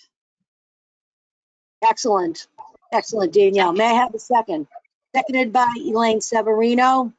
I'm going to go around, have a show of hands, please, in the yes and the affirmative. Elaine Severino. Yes. Ann Brockelman. Yes. Drew Kane. Yes. Josh Safdie. Yes. Danielle Evans. Yes. And Susan Fontano. Yes. That's unanimous with the alternate. I took his vote as well. Thank you very much, Danielle, for your presentation on the motion. And Rebecca and your backup team with you tonight. Thank you very much for your patience in making this work so we can get this thing going. I'm going to turn to the applicant now, Mr. Geronimo. I think, yeah, I thank you. Thank you, Madam Chair, for allowing us to at least begin the process of peer review tonight rather than waiting until July 15th. And we're hoping we can get back before you on July 15th with some revised drawings, and hopefully the peer review would have been completed. Thank you. Thank you. And let me just add one comment. If there's some way that Elaine Severino, as well as myself, we can get any hard copies sent to us, or we can pick them up anywhere, that would be awesome. Yes, I will ask Evan to make sure that we get those to you. Thank you. Great. So as we leave this tonight, we're getting the peer review in motion. We got some new drawings coming to us addressing the 5th and 6th floor with the setbacks. Some other comments we made, and I want to thank the public for being patient, and we all want to work together and have a successful project. So without further ado, can we make a motion to continue this until our meeting of July 15th? In the matter of 345 Medford Street, case DRA 2020-0052, I make a motion that we continue this to the July 15, 2020 meeting. Second. Seconded by Elaine Severino. Elaine Severino in favor? Yes. Ann Brockelman? Aye. Yes. Drew Kane? Yes. Josh Safdie? Yes. Al Evans? Yes. And Susan Fontano, yes. Thank you very much. Thank you. Good night. Good night. Let's have a moment, pull our papers together here. Clarendon Hill is next. Madam Chair, this is Charlotte. I am just going through the list to allow all of the application team to be heard. Great. Or you can be heard. Yep, give me 1 second here. Clarendon Hill, let's put this away. Muted.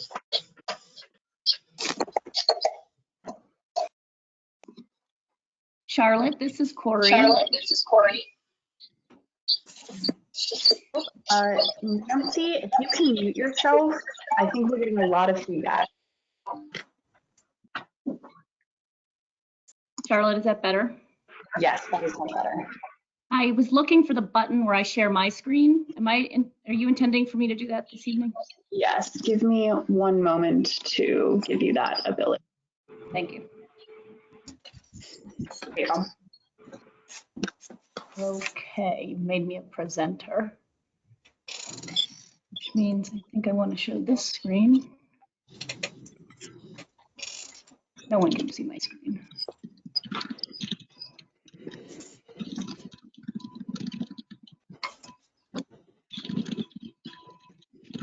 Can you see my screen? Yes. Yes. Oh, thank you. I can't see that you can see my screen.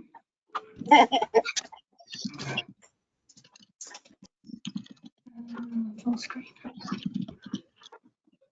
Okay.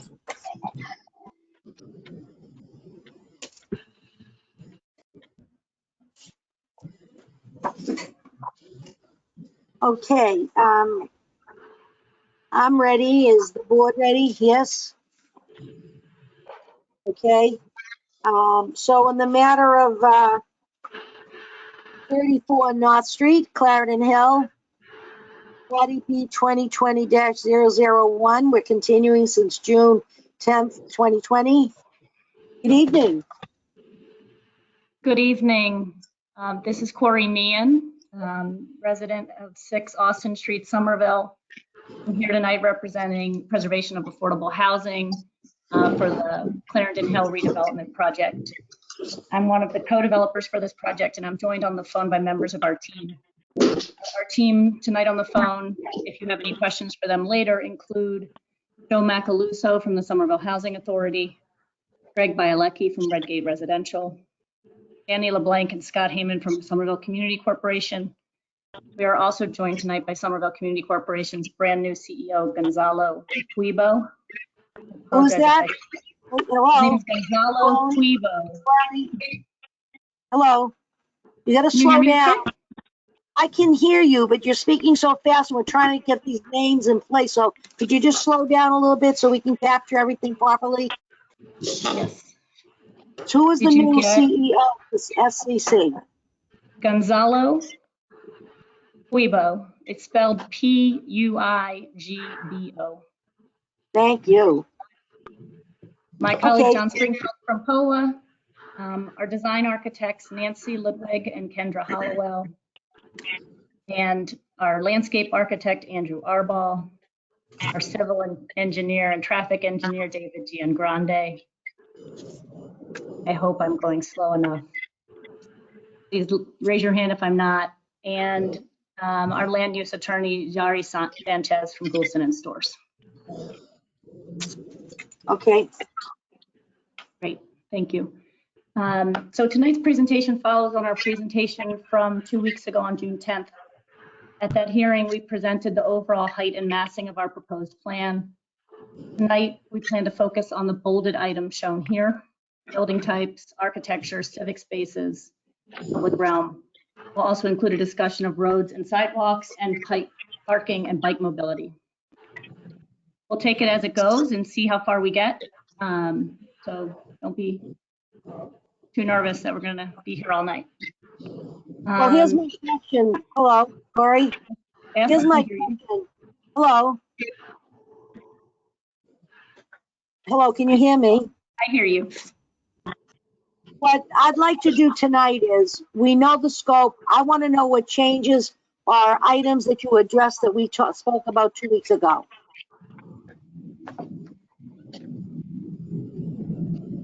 So in terms of, we heard some questions from last week that we're going to address as we go through. Now, some of those questions were on open space details, planting schemes, whether or not we would be building our streets to meet. Hello. Yes. I can't understand. Hello. Am I hard to hear this evening? Hi, who's speaking? Is that Corey? This is Corey. Hi. So why don't, you don't have to repeat everything and everything. Just get on your list that you have and itemize each thing as you go.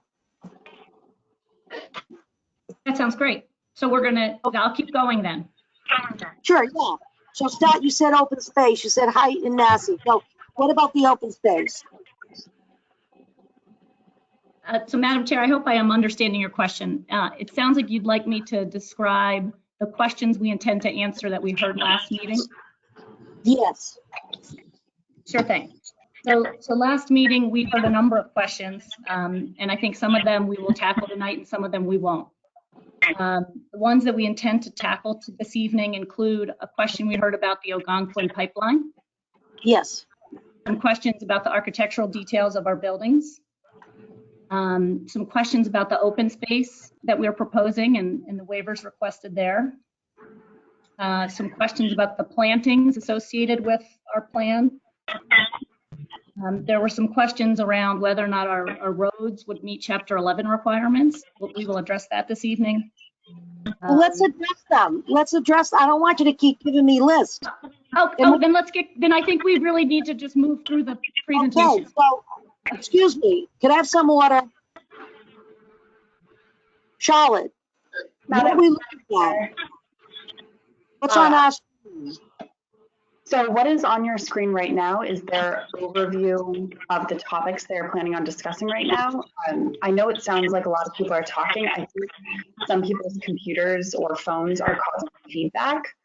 So if I could just request that anyone who is not actively speaking, please mute yourself. I won't mute you, you can unmute yourself, but that will help cut down on background noise, just that it's a little less hectic. And what I'm saying is that we don't need a list or an elaboration on what you're gonna tell us.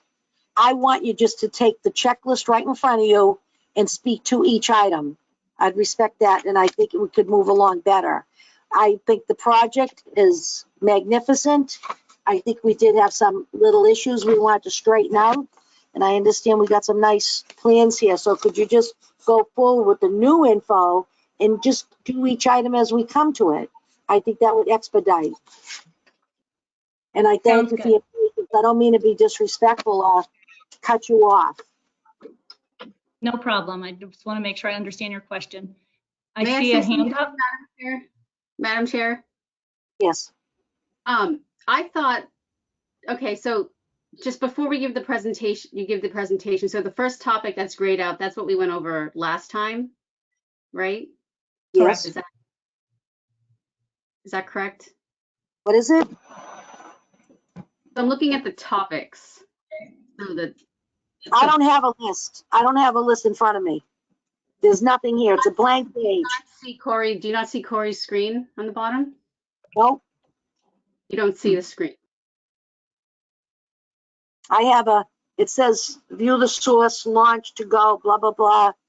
And it's a blank screen with some little class, nothing. No, I have nothing on my screen. Madam Chair, this is Charlotte speaking. I think you might have two instances of GoToMeeting open. I know this was an issue for What are you doing here? Yeah.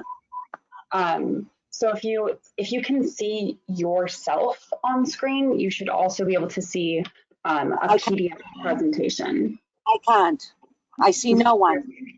So if you go to the bottom, yes, you go to the bottom of your control or of your screen, there should be a little kind of blue circle with some decorative things in it. And if you click on that, hopefully that will pull up the instance of GoToMeeting that you're already in, because you're in the Go channel. Let's take a peek. All right, now I see the board and I see topics, building types, civic space, etc. Perfect. You are on the correct screen. Thank you so much. Of course. Okay, so my question was, my understanding was the last meeting was just a big overview of the project, and then subsequent meetings we were going to do a deeper dive into the topics, which was the approach that I like. So I just want to make sure we're all on the same page. So the first bullet says site plan, building, massing, and circulation. Is it grayed out because that was from the last meeting? Or I'm just trying to figure out how this is all flowing. That's right. Pardon me? That is correct. That was why we graded out. Okay. So I like this approach. I don't know if there might be disagreement on how we want this presented. I wanted the deeper dive into the topic areas because they didn't do that the last meeting. It was just kind of an overview. For a project of this scale, you can't just like fly through it, but I'm just one person on the board. Madam Chair. Drew? Yeah, I think, based on what I'm seeing on the slide, that seems to be the intention. Last week was a general overview of the site plan, massing, circulation, and now they need to get into building typologies, design guidelines or standards, building components. So my assumption here, and correct me if I'm wrong, Corey, is that this is exactly what you're doing. That's right. Okay. All set, kids? Can she go ahead? Yep. Good. Ms. Corey, please go ahead. Okay, thank you all. So I've already highlighted some of the questions we're going to try to answer this evening. So let's keep going. Here's a slide showing where that existing Algonquin gas pipeline is. There was a question we heard from a member of the public last week with a concern regarding that pipeline. You can see here that it runs on the other side of the park and then crosses in front of the Stop and Shop. It's shown here in the red hatching and does not go underneath our buildings. We have reached out to the pipeline owners just to let them know about our project, which we understand is the only requirement necessary. And this didn't fit neatly in any topic, so I put it here at the front. And you reached out to them, and what was the result? We have not heard back from them yet, but my understanding is we just need to let them know that we are building a project next door. Okay. Madam Chair, if I may, just to provide a little bit of background, there are members of the public who are very concerned that this project is going to have extremely negative impacts on the pipeline, and that the pipeline company needs to do things to alleviate those impacts. It is the responsibility of the applicant to notify the pipeline operator of the project going on, but beyond that, it is the pipeline operator's responsibility to ensure that their pipeline is operating up to all federal and state rules. And I understand that's not under the purview of the ZBA. That is not under the purview of the ZBA. The ZBA has no ability to force the pipeline operator to do anything since they're not before the ZBA requesting anything. Now, we have a email from Karina Wilkinson regarding this, correct? That is correct. She understands that it's not under our purview, so I just want to make sure that we address that publicly, and she knows we got it, and that they are reaching out to reach the Algonquin Pipe Gas Transmission Company, and we're moving forward with that. Yes? That's right. Okay, good. Is that right, Corey? You got that? Yes, that's right. Okay. And then the next thing I see is Councilor Ballantyne. She spoke at our last meeting, and I do have notes for that, and I see her memo. Would you like to address that, ma'am? Chair Fontano, are you asking me or Charlotte? I'm asking anybody that can answer it that's up on the board in front of me, so I want to just address it and move along. Who put that up, Charlotte? Madam Chair, I did send Councilor Ballantyne's memo to you. Yes. Some of the points in her memo are more points of note that she would like to make rather than specific things that need to be changed about this project. This project is also very large, and so I know the applicant has received the memo and has reviewed it and is working to incorporate those comments, incorporate or address those comments. They do not necessarily have answers, or they've not necessarily been able to address all of those comments by tonight, but I know they will be addressing them, if not tonight, at a future meeting. But because this is such a large project. Thank you. Is Councilor Ballantyne on board tonight? Councilor Ballantyne is present tonight if you would like to hear her speak at any point. Well, good evening, Councilor. This is Susan. We got your memo. We respect it. And I didn't know if Corey here tonight, if you understand that she's trying to address some of the items. Corey, did you want to discuss this at all? Did you want to go on with something else? I only commented because it came up on the board. Yeah, we are happy to address Councilor Ballantyne's questions. We're aware of them. As Charlotte noted, we will go through some of them this evening. Beautiful. As we proceed, and some of them will have to come back to the next meeting. Awesome. Okay. If okay, I'm going to go ahead and proceed. Yes, please. Thank you. And I thank you for your patience. No problem. So at this point, I'm actually going to turn it over to Nancy Ludwig, our architect from Icon Architecture. Nancy, I'm going to mute myself and I will drive your slideshow.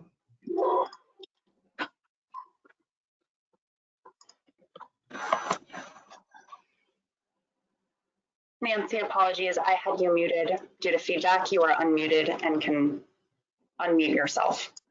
Thank you. I'm Nancy Ludwig, Senior Principal with Icon Architecture. We're working with the proponents on the design of the project next. Last week, we showed you an overall plan of the project, and I walked you through the array of buildings on the site. We actually have 4 multifamily buildings of differing heights, and then a block of 3-story scaled townhouses at the corner of Powder House and North Street. Next. I also walked through the general principle of the way we organize buildings on the site, which was to put the taller buildings towards Alewife Brook Parkway, because as you understand, our site slopes over 25 feet between North Street, which is on the right of this slide, and Alewife Brook, which is on the top left of the slide. So tucking the taller buildings into the lower part of the site diminishes their apparent scale from entries to the site. We bracket those buildings with medium-scaled buildings, and I already mentioned that our townhouses are of a low scale that is very comparable to the houses which edge the neighborhood. Next. In our reviews with the Design Review Commission in Somerville, we went over several design organizing characteristics for the buildings.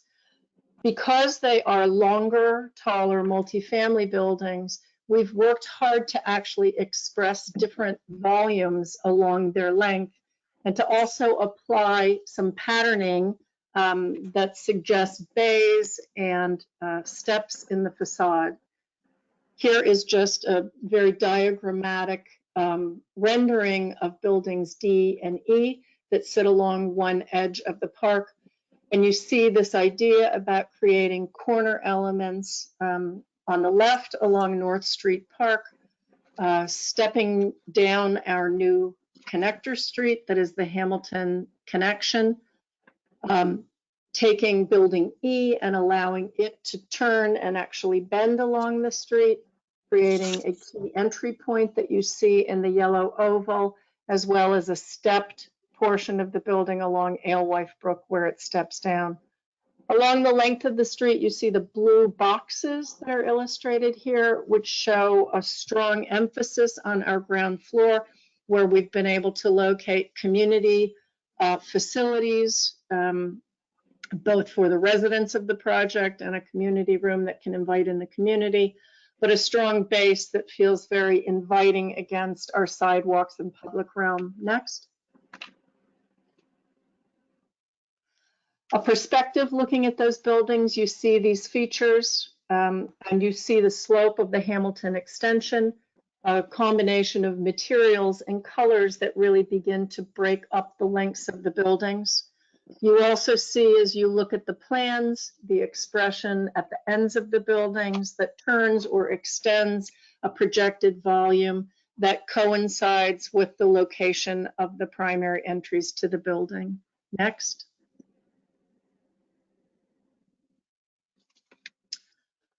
We're using the sloping grade to our advantage in the way that we're able to step the buildings. So the idea of townhouses along the sloping Powder House Avenue works quite well because the narrow width of a townhouse means we can array them next to each other, but use the vertical plane to step them down, allowing each of those townhouses to feel unique and very separate for the families that will be living within them. On the right, you see the way we've engaged the slope of Powder House as it comes to our new intersection, where again, the building A turns along the corner, and we use a framework that we've applied to the building that feels very much like a French balcony of a sort, looking out to the neighborhood beyond, and a stepped form that again brings one's eye down the hill. Next. Here you see the townhouses in perspective.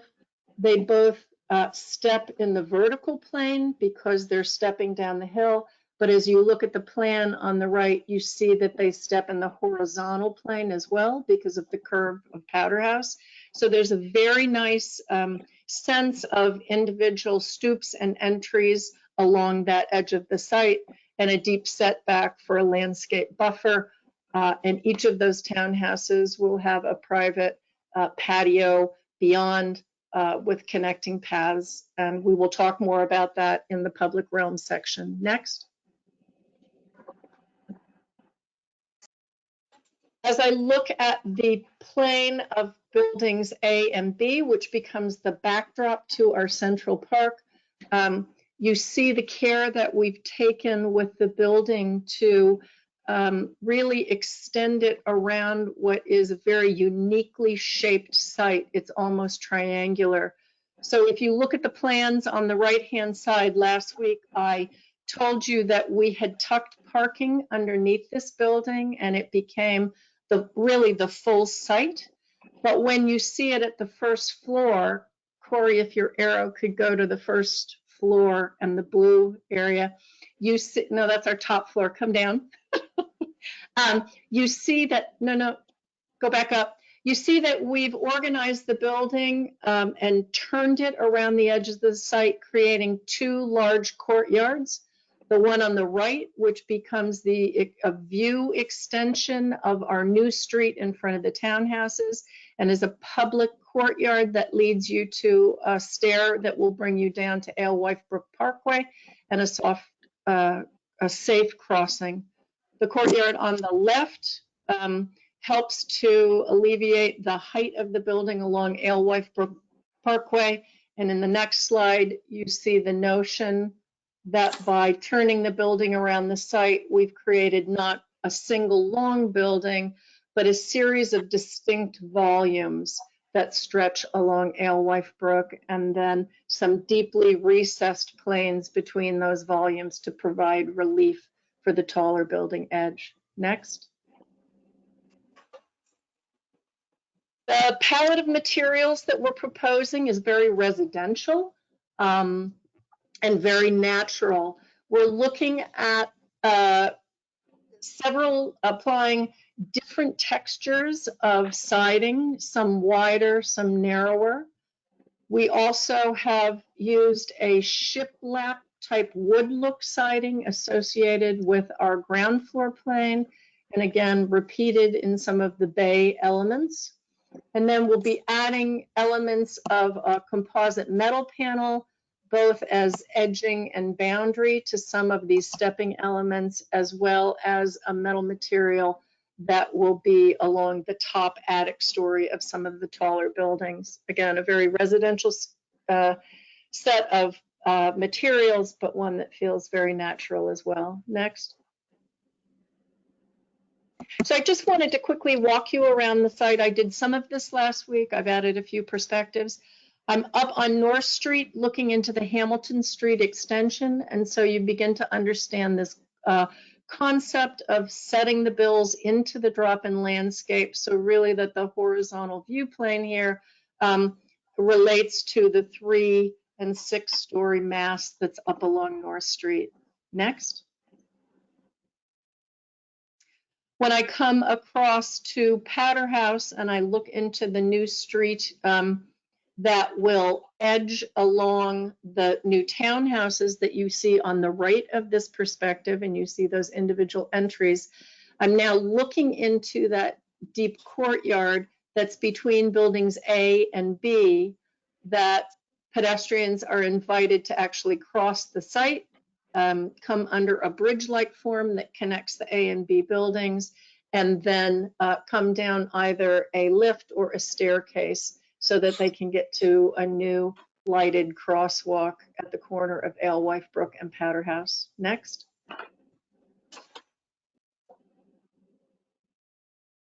I've now come out to Powder House. You're again seeing the townhouses on the left. You see the new street entry that comes in off of Powder House.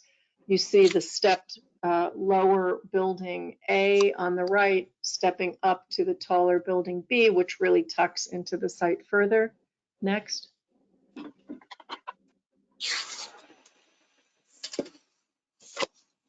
And now I've kind of come down Powder House and I'm looking directly into that street, past the townhouses you see on the left, and actually in the distance, you're looking at our new central green and the elevation of building E beyond stepping down the new street. Next.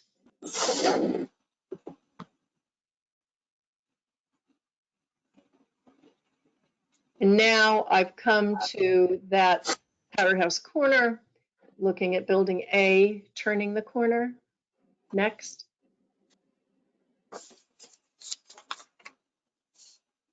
And now I've finally come into the site. I'm standing in that pedestrian courtyard and I'm looking back across the central landscaped green out towards building E and building D. And I think Andrew will pick up on this point when he presents the landscape, but those buildings have been scaled so that the southern sun will provide a constant sunny area within our central green at all times of year. Obviously slightly larger in the summer and slightly smaller in the winter. Next. We briefly looked at the parcel plan, and here it is again. Our new Street 1 connecting from North Street to Alewife is its own parcel. New Street 2 connecting from Powder House to our New Street 1 is its own parcel. And then you see the blocks as we've arranged them. Oh, and I'm sorry, I forgot New Street 3, which is the one in front of the townhouses, is its own parcel. The central green is block D1, and the other blocks that you see, B, C, E's, and F's, are the sites of the buildings. Next. So we talked last week about the setbacks. It was difficult to read this plan. And as part of our waiver list, we have outlined what our setback waivers are required. I talked a bit about the fact that we do have some unique shaped blocks. Here you're looking at buildings A and B, and so you see it's almost a triangular shaped block. So some of the requested waivers have to do with these unique rectilinear blocks. Also, as part of the realignment of Powder House, we wind up with some interesting conditions where the sidewalk is sitting within the property line, and so the setback from the sidewalk is less than that which would be required. How deeply would the board like me to get into the specifics of each site, or would you? I've got a slide at the end that just goes to the requested waivers. Well, I'm going to ask the board to let me see. Do you want to go to the end, or would you like her to keep going where she's going? Everybody's paused, so I can't see what you're doing. Yes, Drew? No, I mean, the specifics to me are helpful to go block by block personally, but that's just me. So I don't know how other people feel. Rosh is shaking yes. Elaine, you want to see it as she goes, and Danielle? Yes, we'd like you to go show us as you go. Okay. So this slide is then showing you for buildings A, which is block C1, and building B, which is block C2, the very specific setbacks that we have to the property line. So they range here from at the left, 2'6" at the corner curve as our least setback, to 4 foot along our new Street 2, to 7 foot 10 inches to 10 foot. And this is this issue about the back of the sidewalk falling within the property line based upon the new alignment of Powder House. And then along Alewife, you see that we've got similar conditions ranging from a setback of 5'10" to 10 feet. Thank you. This site is also, I forget the specific language, but typically the zoning code does not allow you to have a through connection on a parcel. So we're specifically asking for a waiver for this new courtyard to allow us to have people come through this particular site. I think we can go to the next one. Madam Chair, if I may, just to clarify it, the prohibition is on through lots that are not designed for through lot civic spaces or block building types. So to have an apartment building on a through lot, you need a waiver. So that just to supplement the applicant's presentation. Okay, thank you. Thank you. This is our building E. Again, you can see the setbacks very clearly from 3'6" at the upper left corner, 11 inches at the front corner due to the curve of the new street coming onto the site, 6'8" on one end, 9'6" to the rear property line, going all the way up to 15 feet. As you see, the property line has a very unique in and out as it comes along the rear. We do consider this a corner lot with its primary frontage along our park. And there is a waiver obviously requested as well for the 35,000 square foot size of the building, which is larger than anticipated in the zoning. Next. Now I've come to building D. Again, you can see these setbacks. This is a corner lot because it's where our new Hamilton extension comes on to intersects with North Street. And because actually to plan south here, that's the North Street playground. And we made a decision working with the community and the residents that we would hold building D back from the street. That is also from North Street, so that we could extend North Street playground towards our Hamilton Street extension. And so that is also one of the waivers we are looking for, because typically you're not allowed to have this kind of a setback from a street. Next.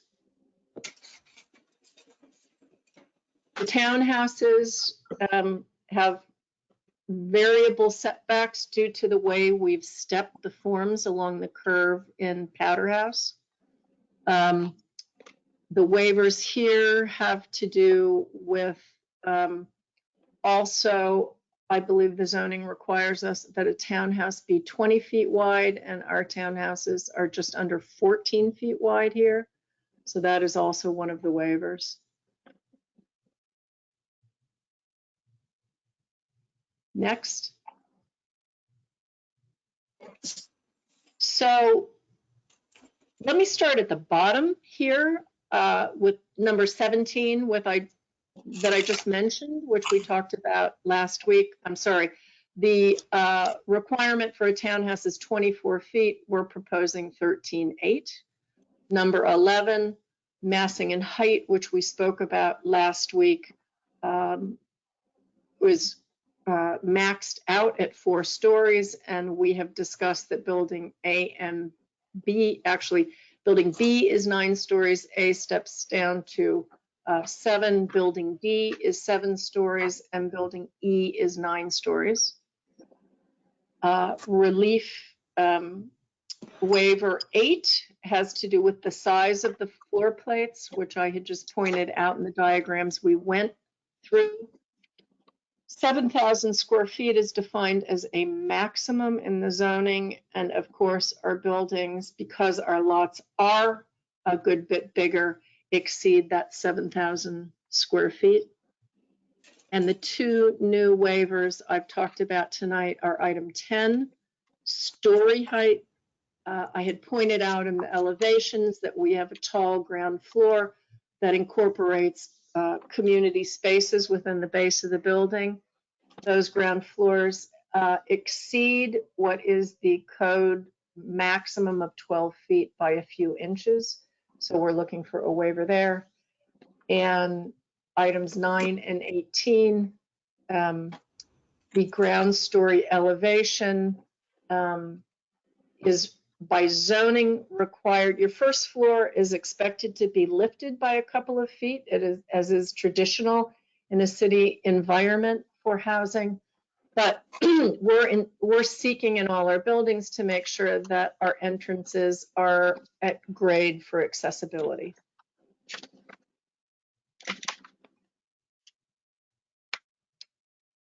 With that, Madam Chair, if I may, really quickly, Councilor Valentine has let me know that she would like to comment. I just wanted to let you know while there's a break before we move on to the next topic.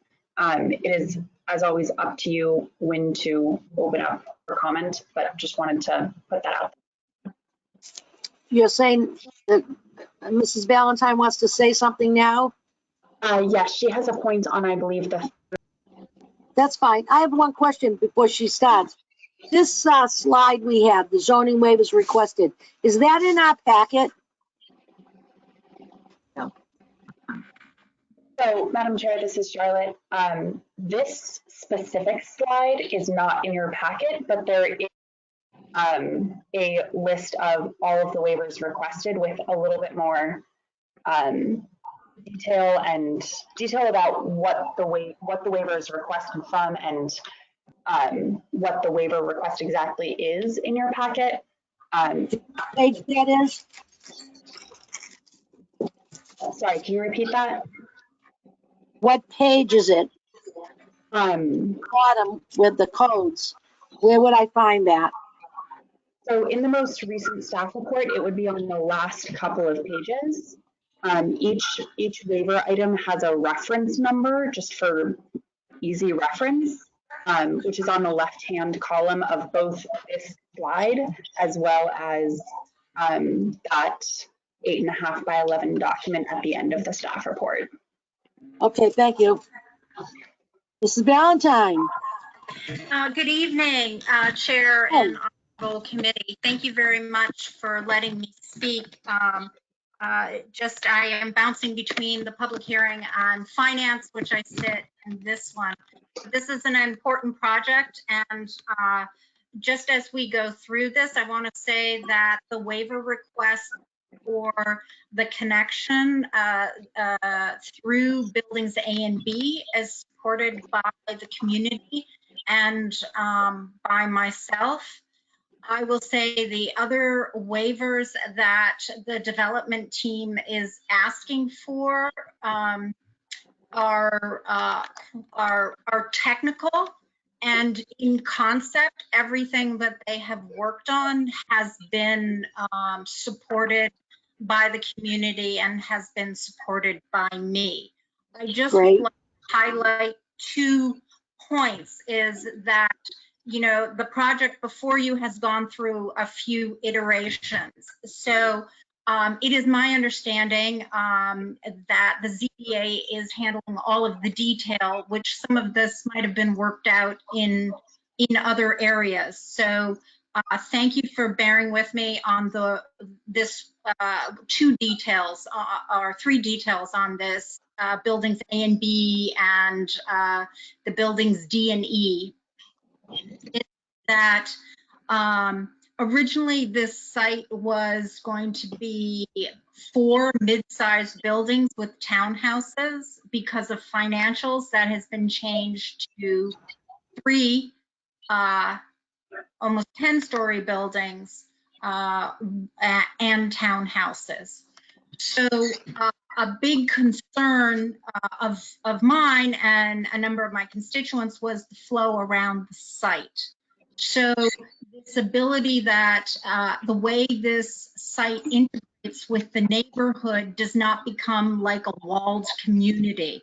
That's why there was a tremendous amount of push to make sure that the neighborhood was also welcome into this neighborhood and that they could walk through and connect to Alewife Brook, and that also instead of having to walk around buildings A and B, and also to give building E, which is 168 units. It would be, when constructed, the largest density-wise, not in height, but density-wise in the city, because any other Somerville Housing Authority buildings, I think the largest has 110 units.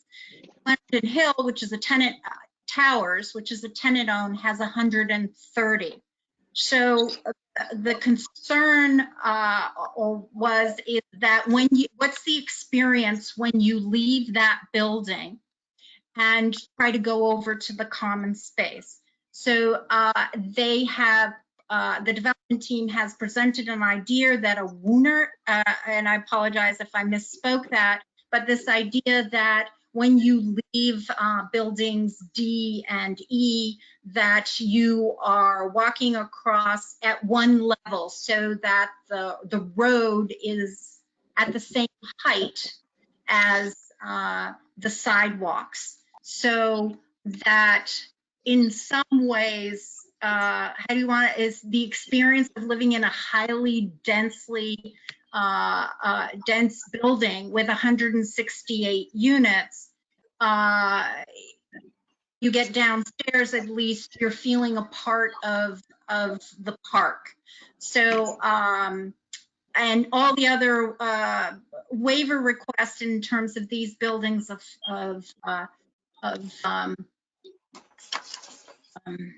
in terms of dimensions and all that is not something that the community got involved in. It was more I wanted to highlight is the experience, and also when you get to the traffic pieces, I'd like to say a few comments around how how the traffic flows and traffic, reducing speed. And I think that the other thing is they did change the entrance to the garage. It was right between buildings D and E, and now it's down along Alewife Brook Parkway. I don't have any issues with that. I would just ask that when you get to looking at the Wooner, whether that means that it's going to be longer. Why? Because as a ward councillor, we have speedings that go on all the streets that run off North Street that try to get down to Alewife Brook Parkway is a constant every week about speeding through those neighborhoods. So if there's any ability to make sure that that is longer so it dampens the speed of traffic, would be welcomed by the community and the neighborhood. Thank you. Thank you very much. Are you going to leave us now, or do you have any, does anybody have any comments for the counselor on the team? Corey? This is Corey, and I just thank Councilor Valentine for her comments. They're consistent with our process, and we thank her for her support. Thank you. And Nancy Ludwig, you still there, please? I am, and I think I'm ready to go to the next slide and introduce Andrew Arbraugh of Copley Wolf Design Group, who will talk about civic space in the public realm. Thank you. Can I just, before you go away, can I just ask you one question? The comment that Councilor Valentine had, you were in agreement with them and you've worked out those areas with the public and whatnot? Are you talking about the Wooner? Well, yes. She's saying about the building E, it's D and E and the 168 units, and she addressed the ground level. Is all that taken care of? Yes, it is. And I think as Andrew gets into his presentation, you'll understand what we've done to connect building E to the central space. Thank you very much. Thank you. Thank you. Hello. Hello, am I unmuted? Hi, We can hear you. can you hear me? Yep. Hello. Yep, hear you. Okay, hi, I'm Andrew Arbaugh, 36 Fenwick Street. I am a principal at Copley Wolf Design Group Landscape Architecture. So we're going to look a little bit more at the civic spaces, going into a deeper dive of the public spaces being proposed within the larger community as a whole. So if we go to the next slide, the central open space should be the next slide. So the central open space, we're calling the Clarendon Commons. As with the rest of the neighborhood, the park space transitions to grade as well. So we're able to have one larger open space, but that gets defined into a series of individual spaces as we move down the site, with the highest portion of the site being at the bottom of the plan and then moving down in elevation as you move down. Next slide. Within the park, again, we're providing a variety of different areas. The shared street, which Tatiana, or Councilwoman Valentine alluded to, the Wooner, you can see on sort of the far left as part of the Hamilton Street extension. A lot of the plaza area is concentrated on the lowest portion of the site, including the bike share station, permanent seating, outdoor areas for events, farmers markets, things like that. Middle of the site is taken up with an active green space, sort of a flexible open space. And we've worked with the architects to ensure that we're able to provide a sunny spot, really at sort of the planned north corner of this open space as well. As we transition up the grade, we can go to the next slide as well. As we transition up the slide, we move into a more densely planted area that provides a lens of birch trees, pollinator plants, as well as rain vegetated swale that again sort of moves down that slope and gives residents active interaction with nature in this space. Next slide. Tucked into the grade at the very sort of top of the site, we're providing a play area. We've right now focused it on nature play, which was identified as something that was lacking in the larger play areas in the adjacent North Street. We'll be working with PSUP in the community to nail down exactly what these areas are, but we are providing to the south of the plan south of the arched path that you're seeing exactly. More activities for tot lots for younger kids, and then as we move to the other side of the path, we have we would be citing activities for older children. So we're using that as a demarcator to bridge that play area, which has gotten a little bit larger as well. Next page. In addition, as Nancy alluded to, we have the North Street Park, which is directly adjacent to our site. Next slide. The North Street Park, in its current condition, offers a lot of program. It's a very traditional playground equipment, and it's fairly densely programmed. So there's a lot of overlap of program, a lot of program that's sort of put into a rather small area. It's in fairly good condition. It does have play structures, swings, basketball, as well as a splash pad and sort of interactive water wall as part of the playground as a whole. The next slide. We will be adding to the North Street Playground. You can see we're providing an area that extends to the North Street, to the Hamilton extension along North Street. The addition would amount to about a 20% increase in the overall size of the park itself. And we'll be working with PSUP in the community in terms of what the ultimate programming of that space will be. It's important to note that there is community activities envisioned for the end of the building on that site. So we are hoping to have, again, sort of spill out so that those activities can take advantage of what's a beautiful site and what we intend to be a really beautiful park on that corner. Next slide. In addition, the Clarendon Hill community currently has a large and active community gardening network. So we are going to be providing community gardens to replace those that are already on site. We've sited those along this edge of the property to take advantage of the best solar orientation so that they can get the most amount of sun for the growing activities in this zone. Next slide. And then in addition, the townhouses, which Nancy spoke about too. Something that's great is that the individual towntown communities are going to have their own backyard spaces with outdoor patio areas, some amount of planting space, so that they have, they have their own little piece of the world as well. And then a connected pathway system that goes through to allow people, again, from the larger community to move through. Next slide. So the project as a whole will be complying with the tree ordinance as passed last year. So within our site, we have 2 of the 3 types of trees that are defined, public shade trees and private trees.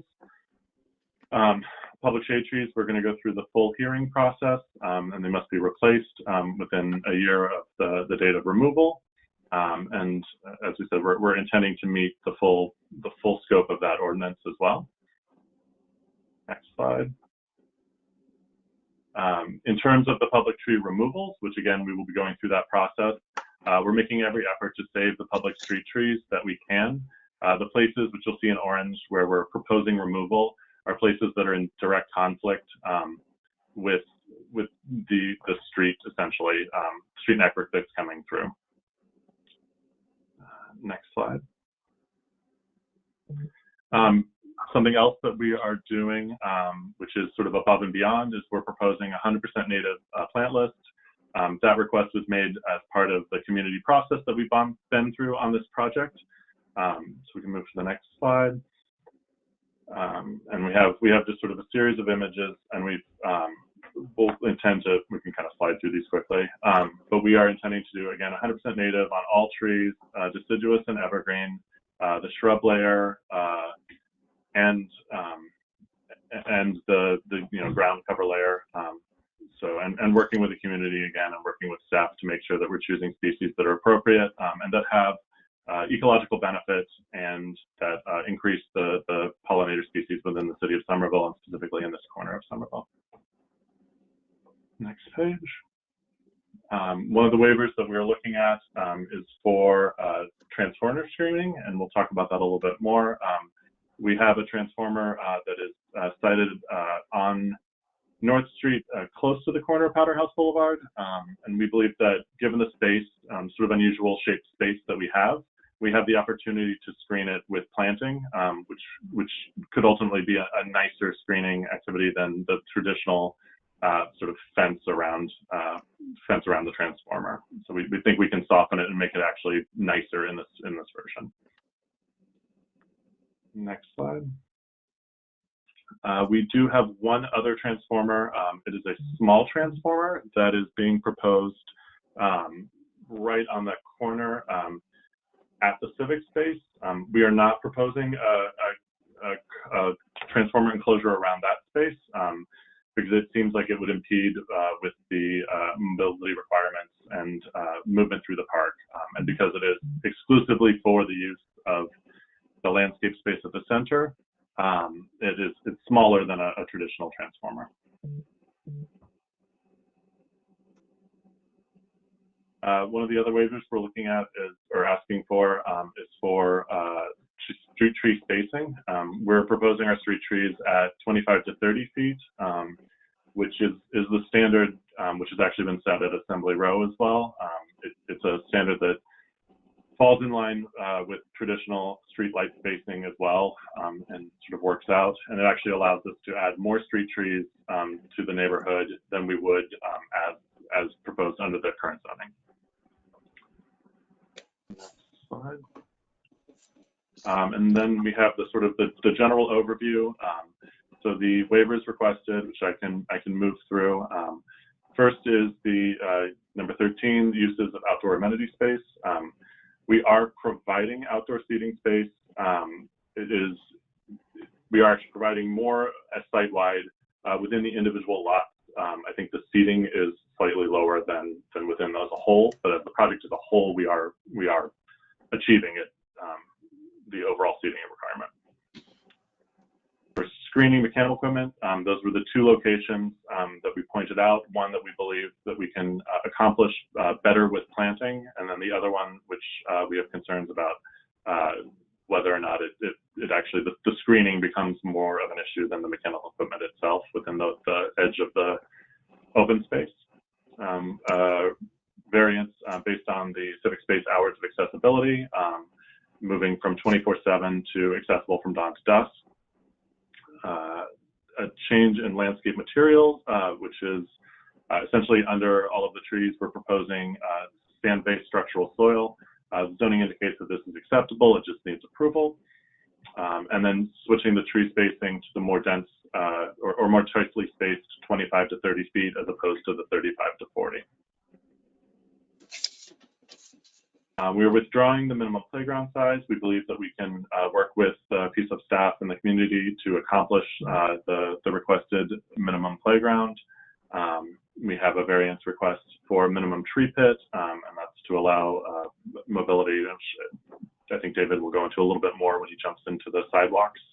So our tree pit typical standard would be 3 by 6 with a tree rail as well. And then we're also requesting a waiver from a separate public hearing only for the private street trees only. The public, we will still be going through the hearing as well. That is the end of, I believe, mine. Thank you. Thank you.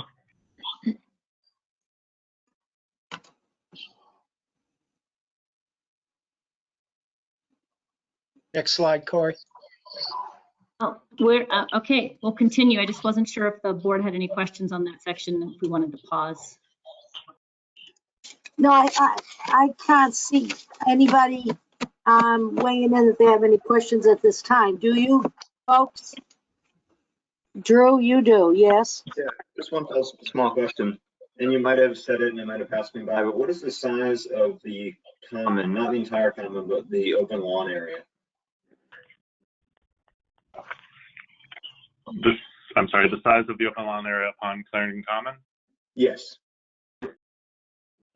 We can get that number. I do not have it offhand. Is there something comparable in Somerville, Boston, Cambridge area that you can reference? Let me think. It's not huge. Let me actually. I have one detail from my notes that may be helpful.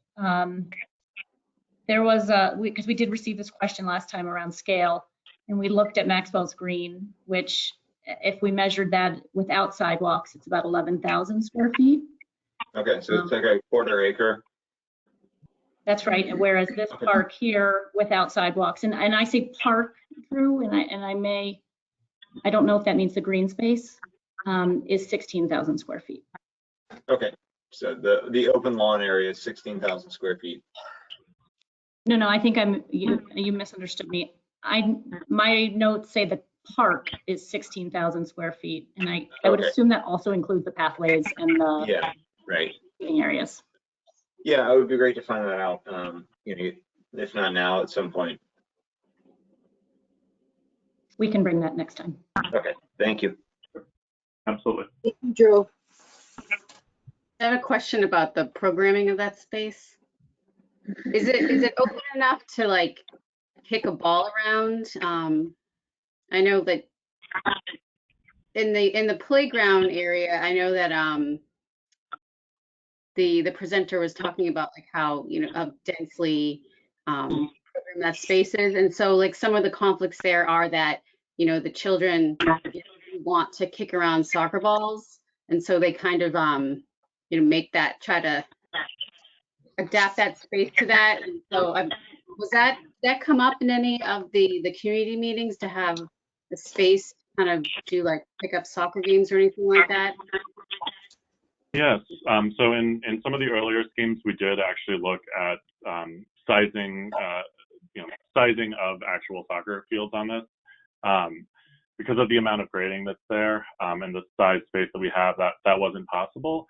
So it doesn't ever meet the minimum requirement for what we could possibly get, even the smallest soccer field in there. That said, the scale images the scale people that are actually on the plan are correct in size.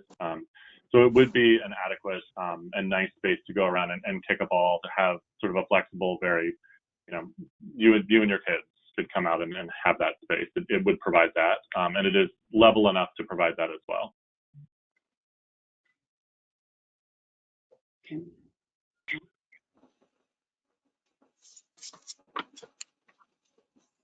Yeah, Elaine Severino, please. I see all this landscaping and trees and discussion. I just wonder about maintenance of landscape. Very often when these projects happen, we get lovely stuff in there. 6 months to a year later, trees are brown, nobody does anything about it. Lawn space turns to dirt.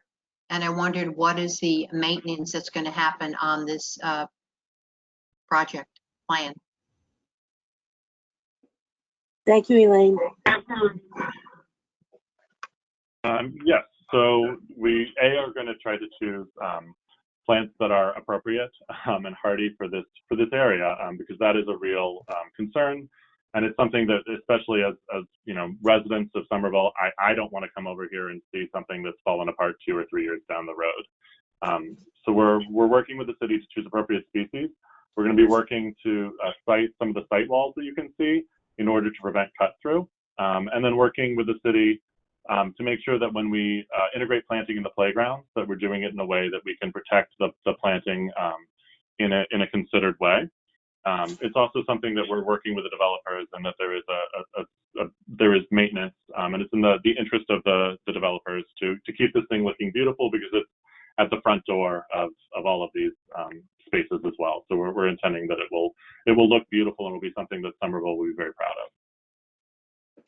I have a question. This is Susan, on to what Elaine's saying. So in other words, after all is said and done, everything's in place, everybody's moving in and out, who's going to be responsible for maintaining the landscaping in general? Is it in other words, we have Cobble Hill. I go by Cobble Hill, it always looks beautiful. It's looked beautiful since the day it was done. Who will be responsible for the Clarendon Common? Andrew, do you want me to answer that? Either way, yeah. This is Corey again. Sure, this is Corey again. At this point, and we'll get into this a little more as we go forward, 2 of these streets are intended to be public streets, which is New Street 1, which runs from north down to Alewife Brook Parkway, and then the street that runs along the front of A and B over to Powderhouse Boulevard. So I would expect, there'll be some combination of our own property management that'll be maintaining those street trees, but also that as city trees, there'll be some city oversight. And inside the park itself, that at this point, that is our oversight. Beautiful. Thank you. Continue, please. Susan? Oh, yes, Elaine. I guess I just heard the word intent. That's our intent. I guess I don't feel too trustworthy of that, only because of all the, I do a lot of gardening and belong to the garden club, and I know that all this is going to be native species, and things die, even though they're native species. You lose things over the winter. There's a lot of maintenance, and I just coming from my yard and the gardening that I do, there's a lot of maintenance to planting, and I'm just not getting a very strong feeling that we're going to have very strong maintenance here. Like, well, maybe the city will take care of the city trees. There are so many trees that are city trees in Somerville that are standing and are dead. People all over the lawns. I think those lawns are going to be dirt in no time at all. I'm just not getting a good, strong feeling that all this beautiful landscaping is going to be maintained properly. May I address that question again? This is Corey. Please do, Corey. As Andrew indicated, it's in our best interest to make these spaces beautiful. We're in the business of managing and operating properties and making them attractive to our residents and to the broader community. And so we intend to do that. The reason I qualified my comment is because, there is some discussion with the city around them owning those 2 streets. And I just wanted to make that clear. Elaine? Okay, I'll be checking on it. All right, We'll be happy to have you. Continue, please. Okay, are there any more comments on the public realm civic space? I'm going to take us to our next topic, which is thoroughfares and sidewalks and streets. Good evening. I'm David Giangrande, design consultant, Somerville, Mass.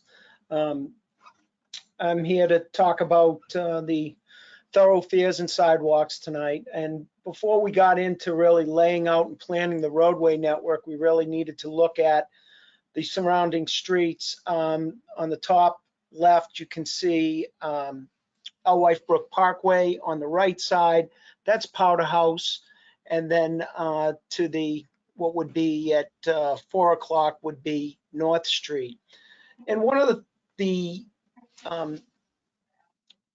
input, part of the input in from the community was their concern about the traffic development and making sure that the traffic didn't cut through the neighborhoods, in particular Hamilton. And so we looked at how could we make sure that the traffic was kept to the principal arterial, being Alewife Brook Parkway, and then the urban arterial, minor arterial, Powder House, and then the collector road, North Street. So we came up with a one-way pairing and worked with the city. We actually analyzed 5 different scenarios on how to access the site. And what you see before you is the scenario that sort of provided the best results, where we could eliminate potential cut through to the Hamilton area and provide right turns in and off of Alewife Brook Parkway, move our garage entrances down close to Alewife so people can come in off Alewife, go into the garage, and then go back out. And then we had that was 2-way right in, right out. And then we have 2 ways coming off of Powder House to what we are calling Street 1, New Street 1. And New Street 1 is 2 ways up to New Street 3, which is the sort of street that connects Street 1 and Street 2, adjacent to the townhouses. And that would also be 2-way. But the key is that it's 1 way in off of North Street. So any traffic that would be cutting through would be coming on to the subject site. So then we had another challenge. What can we do to really soften the amount of traffic we're having, lessen the volume, and also reduce speeds? And so we as a group, as a team, came up with the Warner design, which really, what it basically does is create friction. It creates an area where you have to drive slow because you've got changes in vertical geometry. So it's almost like a speed table that you're going to come up onto. It's tighter and there's a lot of activity along the edge. So you automatically will be concerned and have to operate through that area at a very slow and moderate speed.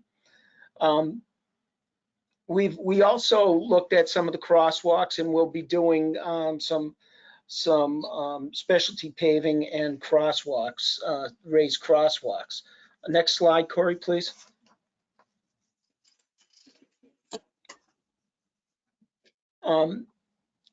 Also in this area, I think everybody's aware that it's a tremendous bike and pedestrian area. Just just from a bike and pedestrian perspective, we've got the Minuteman Trail, we've got the Somerville Community Path and the Alewife Brook Linear Park right across the street. We've got A little, but it's all right. excuse me? No, I'm sorry. I'm sorry.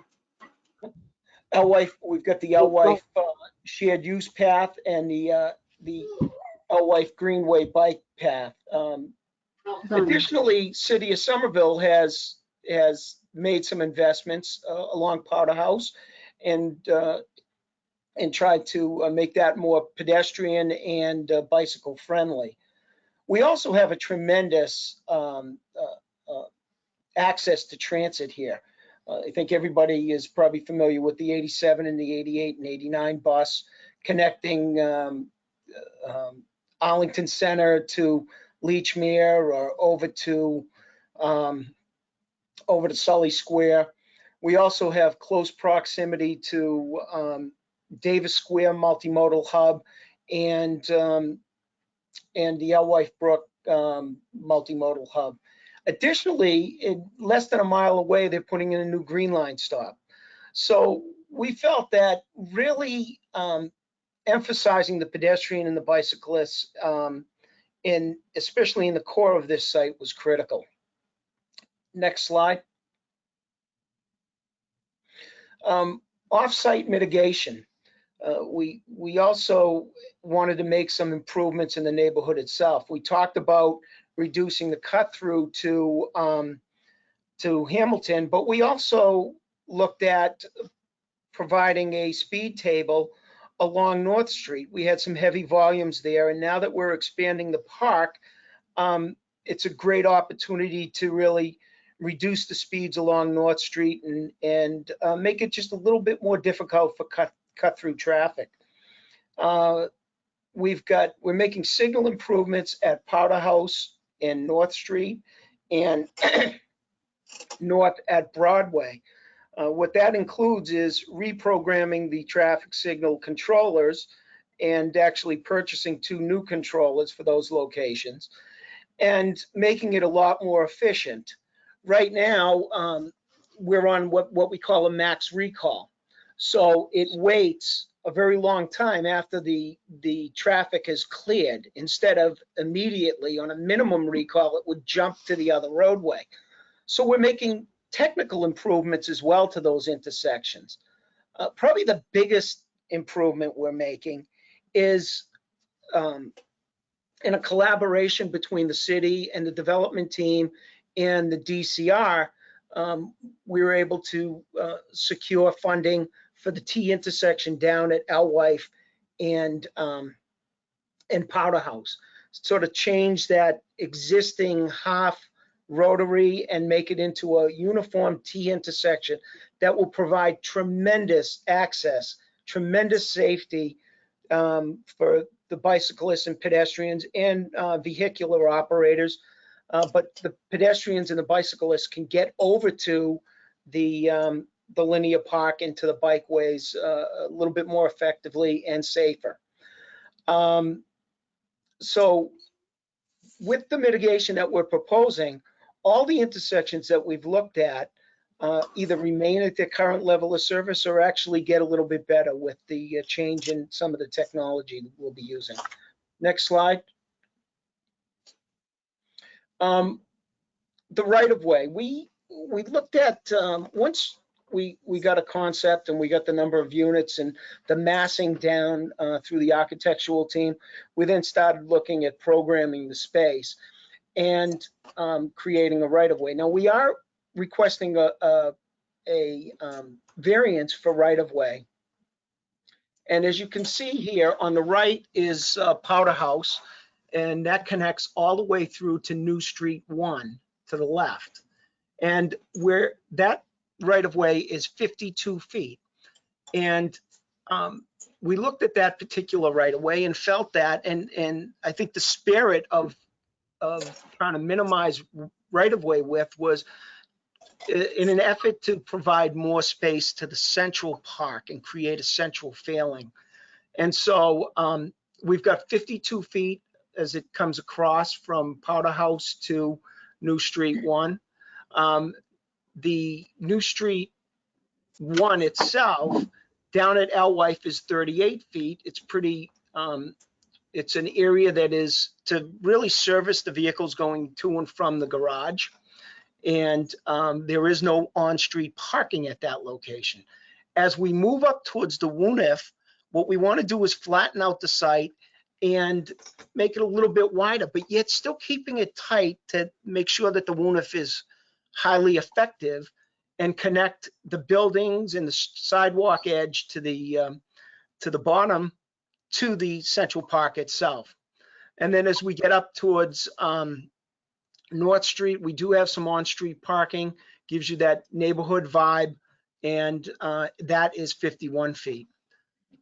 The third street that connects Street 1 and Street 2 is has perpendicular parking on it. So as you can see, there's one side that is 77 feet, a 77-foot right-of-way to support that perpendicular parking.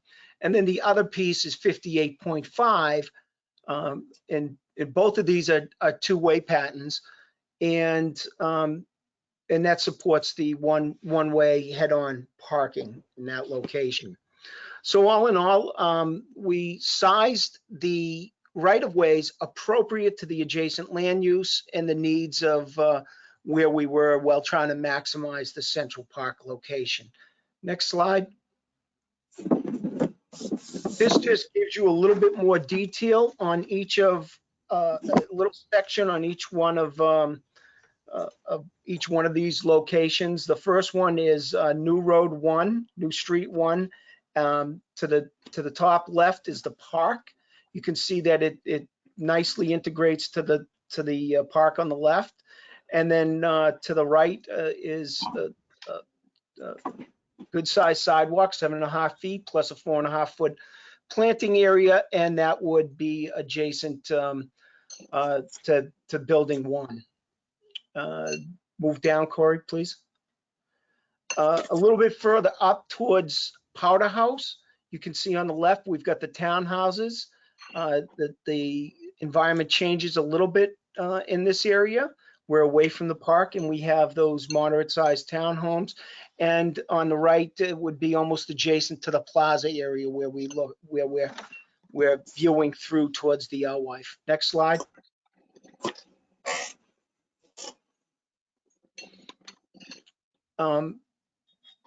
This section here is for New Street 2. The top slide is at closer to North Street. It's up by the townhouses.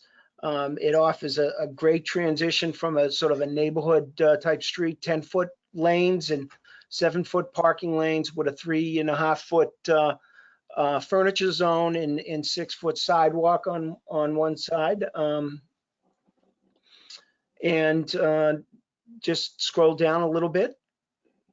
And this is just on the North Street side of the WUNIF. It's a little bit wider, as you can see. Again, maintaining the 10-foot lanes and a good transition to the park. Next slide. And then the last right-of-way section is you have the head-on parking, for Street 3, which it's loaded on one side, not on both sides. And again, it's keeping the good transition to the park area. All through this site, we have to battle slope because we're on the side of a hill, right? So I think it's very important to have appropriate transition to all of the buildings, and that's what we've tried to achieve here. Next slide. Zoning waivers requested. Landscaping, this is an interesting one, and the reason why I've got it is for 2 reasons. Number one, they're really to facilitate structures. One being rain gardens. We want water to flood into the rain gardens. We'll work with Andrew and his team on plant species that can be inundated for short period of time. It's part of our overall strategy that we're developing and have developed for managing the runoff on site. And this happens to be in behind Building E. So we've got a series of rain gardens along there, and they'll be planted nice. But we have to allow the water to sheet flow into those areas. The WUNIF, I think the councilwoman spoke about this. It's sort of engaging the roadway and creating a pedestrian space. So there really is no vertical separation between the pedestrian space and the vehicular space. How we define that area is more with color contrast or surface treatment. So that's what that request is, the waiver request. The right-of-way must be 60 feet. We talked about that extensively regarding, fitting the right-of-way to the appropriate side uses. Sidewalk, 6 feet. We do have one area in front of the townhouses on Street 3 that around the tree pits, it gets down maybe as low as 4.2 or 4.3 feet. But immediately that's around the back of the tree pits. And you also have a front yard for those townhouses. So it's not like it's constrained. And then the furniture zone, 3 feet, that 3 feet is a function of the tree pits and that area with designating towards the furniture zone. Next slide. Parking and mobility. Next slide. I get to take this one back, David. Yep. I sort of hate to pause, but I feel that I should pause. Chair Fontano, did you want to ask for questions from the board? Yeah. Hello. Thank you so much. Josh Shafty has his hand up. Josh? Yeah, David, I wanted to ask you a couple of questions about the variances that are being sought and how they relate to the diagram. Mm-hmm. Can Hello? you go to a diagram? Yeah, sure. Yeah, so Josh, is there a particular sheet you're looking at? Yeah, could we go back to the slide that shows the variances being requested? Yes. The one that we were, yeah. So if I understand right, references 37 and 38 are only at moments where there's a tree pit within the sidewalk. Is that correct? That's correct. And so I just, in all of the right-of-way street cross sections, I don't see an indication of furnishing zones. So I'm trying to understand how go back, those relate. Yep. One more. Okay, so this is the section you'd be looking for a furniture zone. In that particular area where it's down to just over 4 feet. This particular section doesn't show the furniture zone and anything that would be in there. So that space is 8.5 feet to the back edge of sidewalk from the front of curb, Josh. So presumably in this particular case, you'd have 5 feet around the back of a tree. In most cases, it's 3.5 feet. You see that 3.5 feet where the tree is? Yeah. That would indicate your furniture zone. Okay, understood. Okay. And so generally speaking, the 3.5 feet is the width of the furnishing zone? That's correct. Okay. All right, thanks, that helps. Thank you, Josh. Elaine, do you have a comment? You're lit up, I see. No, Okay, not now, later. okay. I guess that's it. No one else has raised their hand. Please continue. Thank you. Again, this is Corey Meehan. And I'll just do a little of the parking solution here to give a little of the background from our community process. Again, when we were designing our parking solution for this site, we're balancing a number of competing pressures as most developers do. Obviously, we wanted to maintain market feasibility. We do think there's a minimum level of parking that we need to provide to attract renters. We wanted to be able to create great spaces by minimizing surface parking. We wanted to respond to the residents of our site itself, who wanted more parking than they have now. That was a pretty heavily negotiated point with them as we worked through our relocation agreement. And we also wanted to address the respects of the abutting neighbors who had some concerns that we provide enough parking for our residents. And lastly, we're balancing that with the city's long-term goals for a more multimodal approach. So what we've shown here are 357 parking spaces, which is a parking ratio of 0.6. The code would require 1 for 1. So that is a waiver request before you. We'll go to the next slide. Here, the zoning as proposed actually does not require us to provide any bike parking. But as mentioned, we did want to do as much as we could. So we've put as much bike parking throughout this site as we could fit. The waiver before you is actually for the dimensional specifications of the equipment. The code lays out specific equipment that we're asking for a waiver to use alternative equipment so that we can fit more bike parking using that equipment. Our design team has experience using that equipment on other properties and has had success with it. So that is the other request that's in front of you this evening. That's all I have on bike parking and parking. So I'm going to turn it back to David. Yep. This is a very important slide in that I think that there's a misconception that an accessible route is less than 5%. And that's a good example.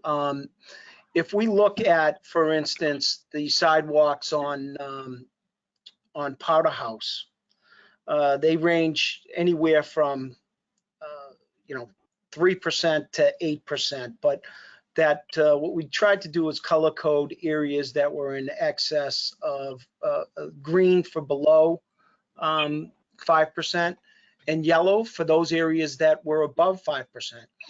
So if we look at the natural topography, and that's a very important piece, because if you read the AAB and as it relates to this, it basically says if the slope of a natural topography exceeds 1 on 20, which is 5%, a ramp is not required, right?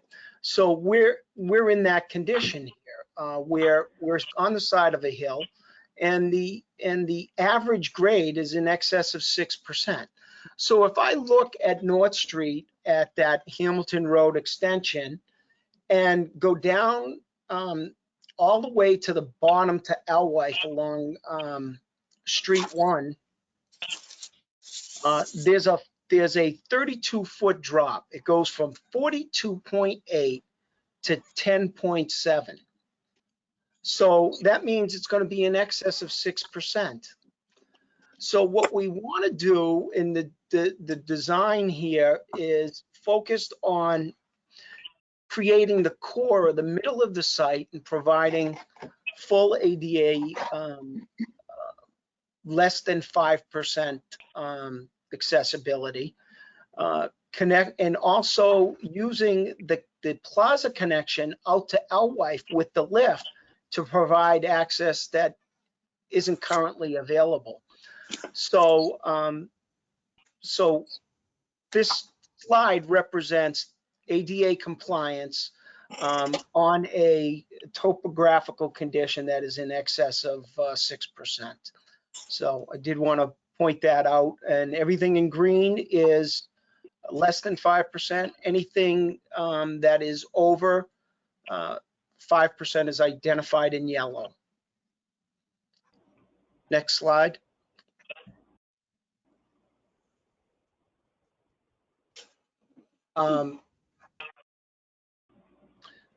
I think Corey picked up on the parking waivers. This is a recapitulation of them, and also the bicycle waivers that have been requested. And that marks the end of our presentation this evening. Thank you.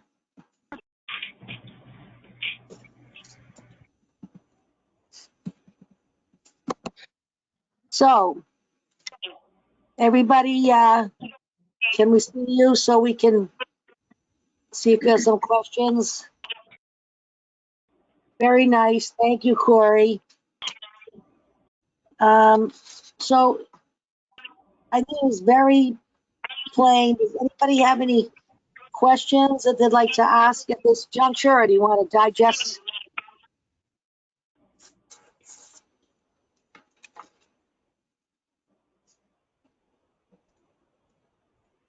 Josh Safety, please.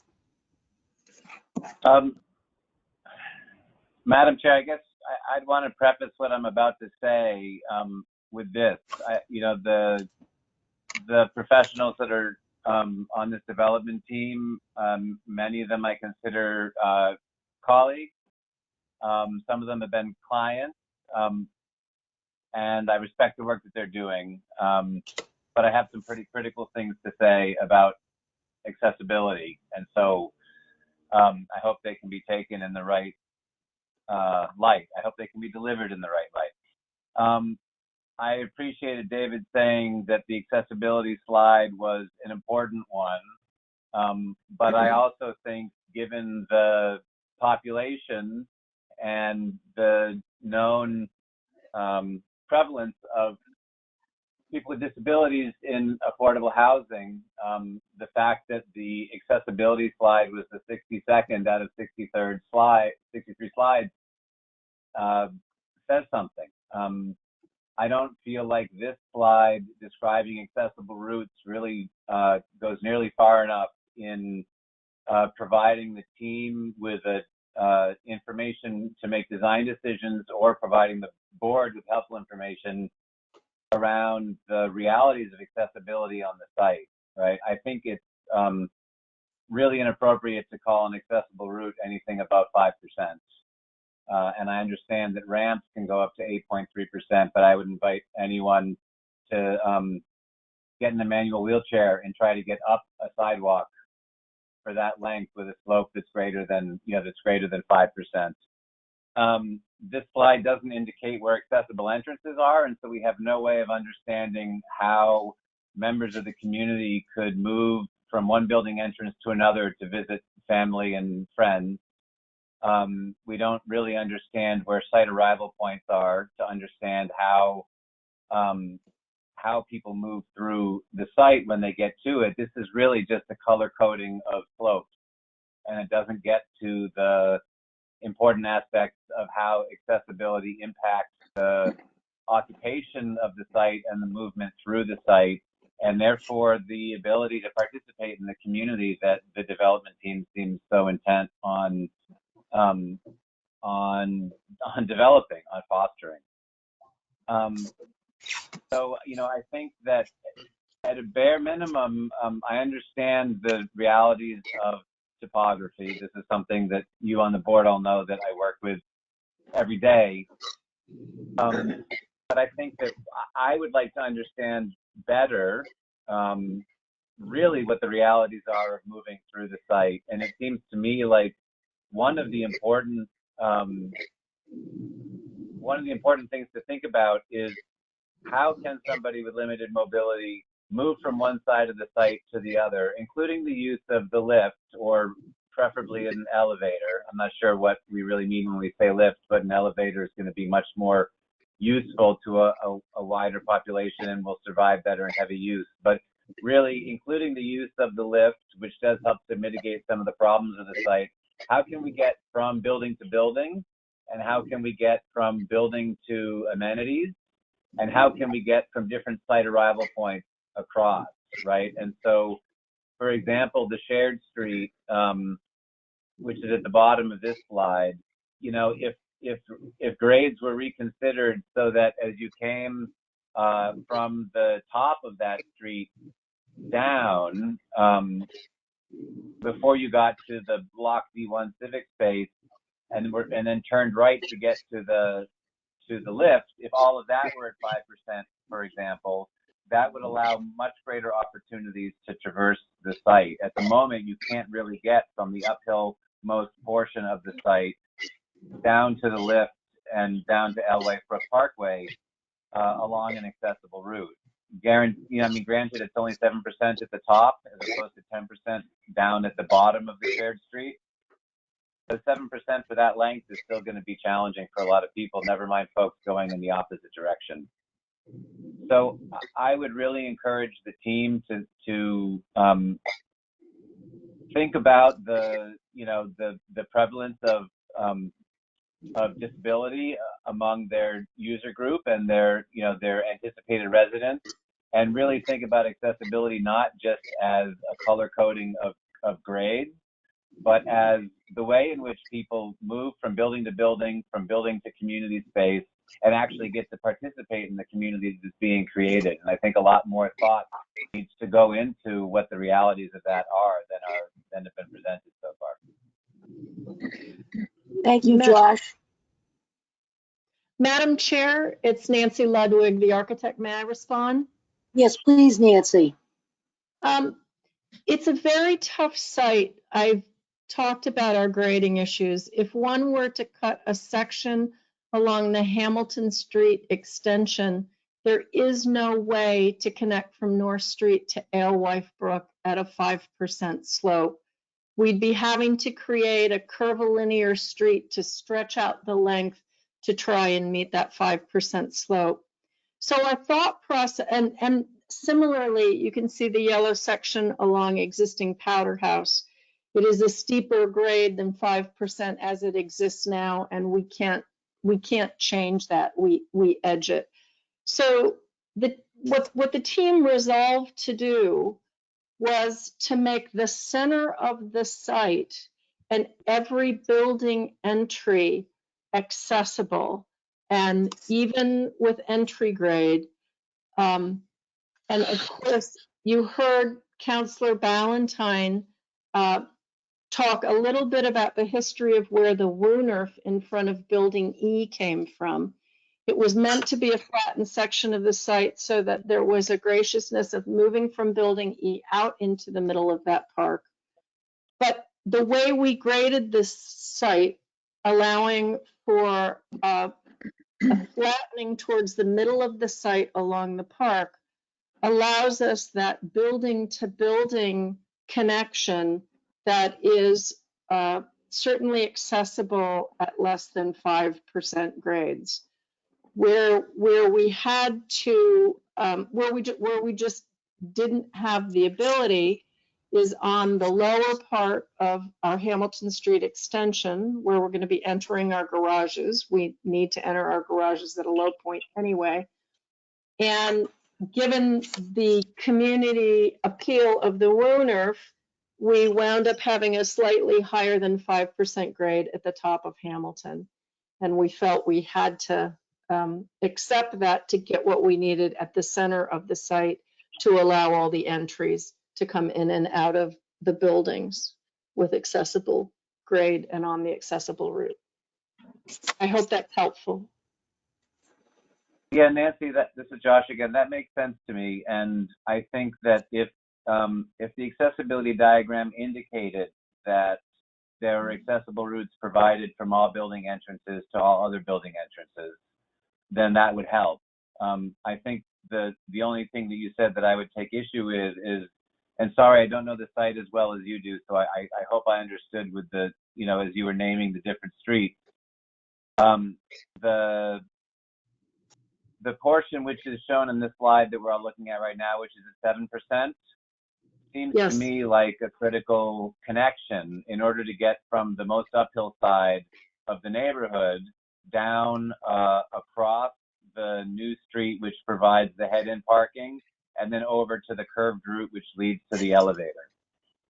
And it seems to me like with some massaging of grades and floor plate elevations, you could get that down to 5% or less, even if it meant increasing the steepness of the portion that goes between the civic space and Alewife Brook Parkway at the bottom of the Woonerf. But that you know, at the moment, you don't have an accessible route which traverses the entirety of the site. And I think that that's a missed opportunity for the wider community. And it doesn't seem like you're too far from being able to provide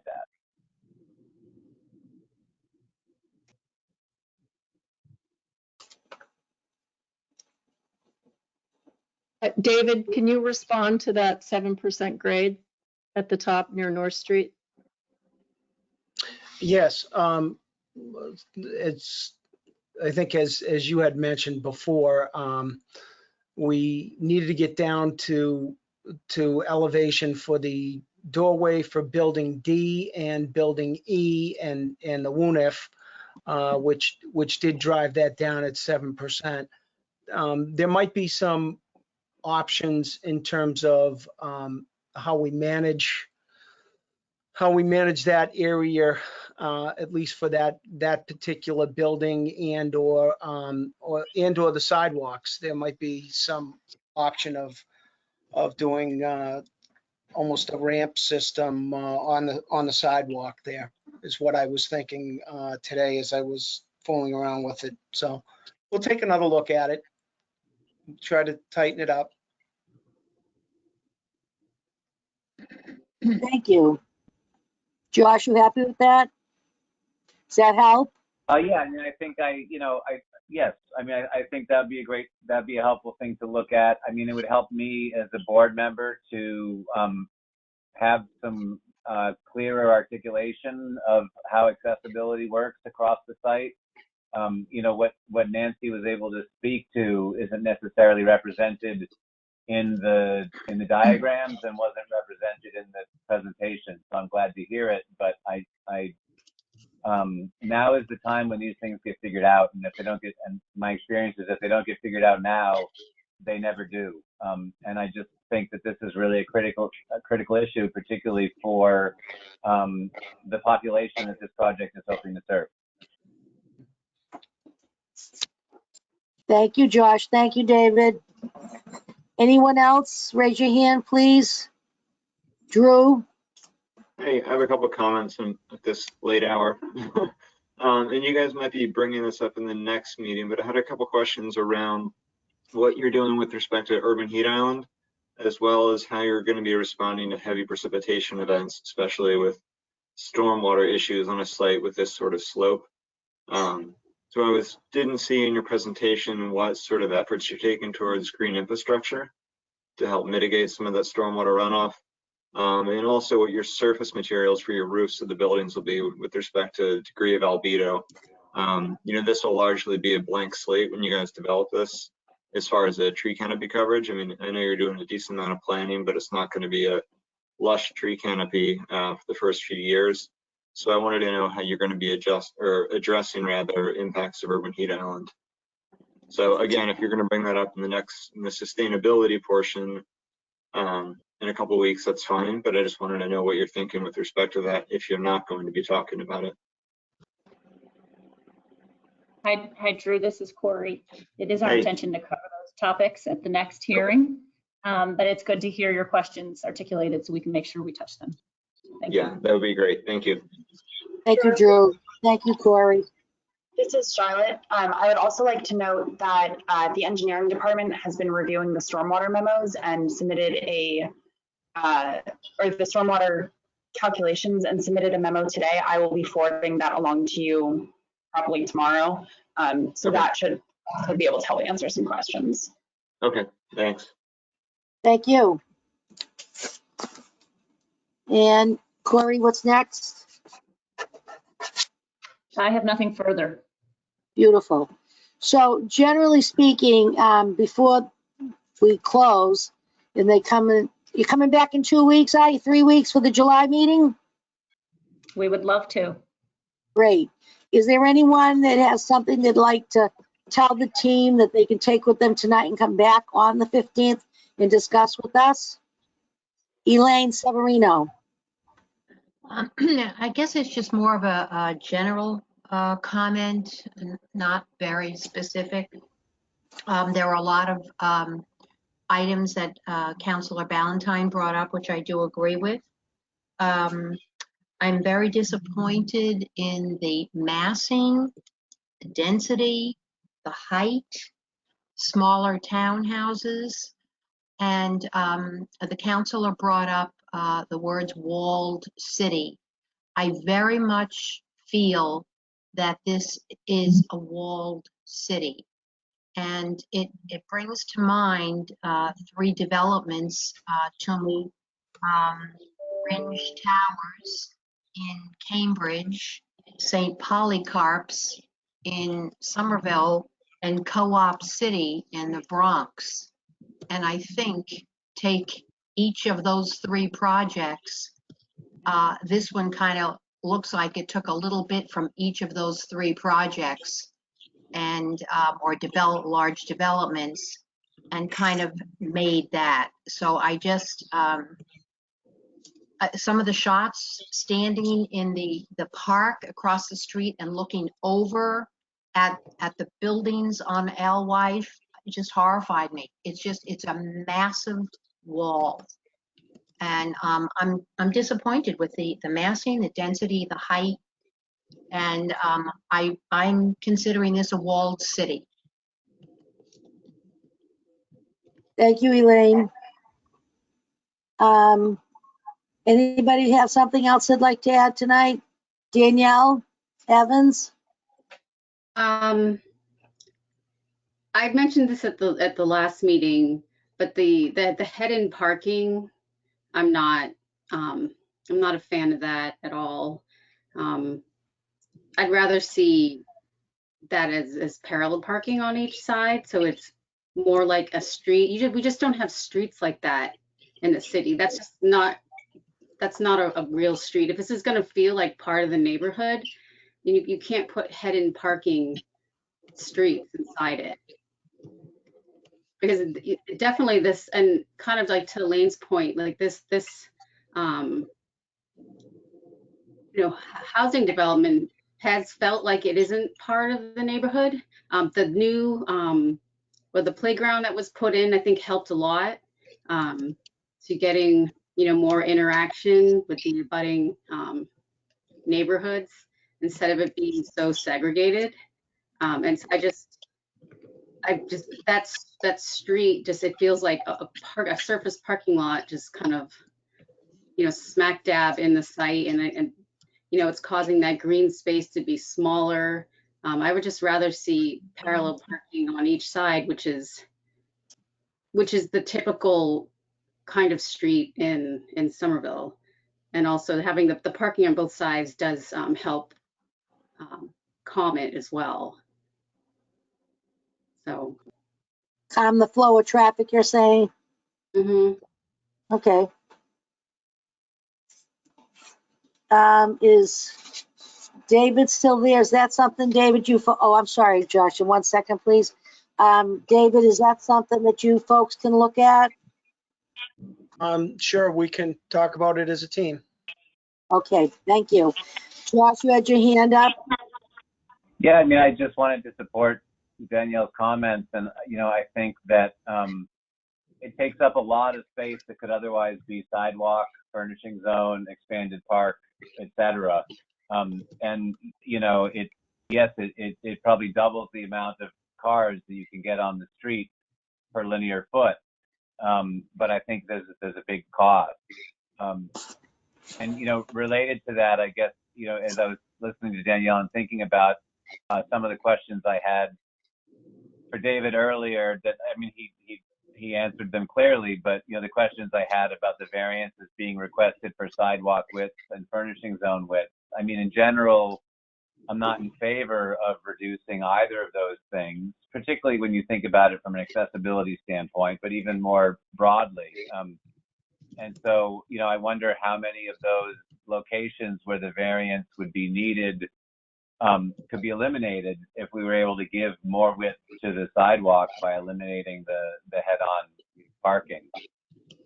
And then, Madam Chair, I had a related question to that, which is more procedural, I guess. In thinking about whether we want to grant these variances, and this might be a question for staff. I mean, I understand that a project this big has to be at a fairly preliminary stage, right? These aren't necessarily a record set, right? But it would help me to know in plan, for example, how many locations are we talking about that the furnishing zone would be reduced below the minimum width, that the zoning ordinance requires, and how many of those locations? So in granting a variance, are we just granting sort of carte blanche to reduce it wherever the design team feels that they need it? Or are we saying, no, in these locations at this width, we're providing the variance? Madam Chair, this is Charlotte speaking. So, Yes. Based on the current plans, you would effectively be granting a carte blanche for that specific lot of, if, for example, you granted a waiver from, instead of needing to provide 6 feet of sidewalk space, you granted 4.5 feet. They could go down to 4.5 feet at any space. If you are concerned, if you want to maximize the amount of air, or if you want to ensure that as much of the area as possible meets that 6%, one thing that I think you could request would be a right-of-way plan, basically showing in dimension the areas that are not meeting those requirements, and then condition your approval on that specification. So for example, with this right-of-way plan, you could have the areas that are not conforming highlighted in some manner, and showing to what extent they are non-conforming, and condition your approval on that. I haven't seen that done before, but I could look for examples.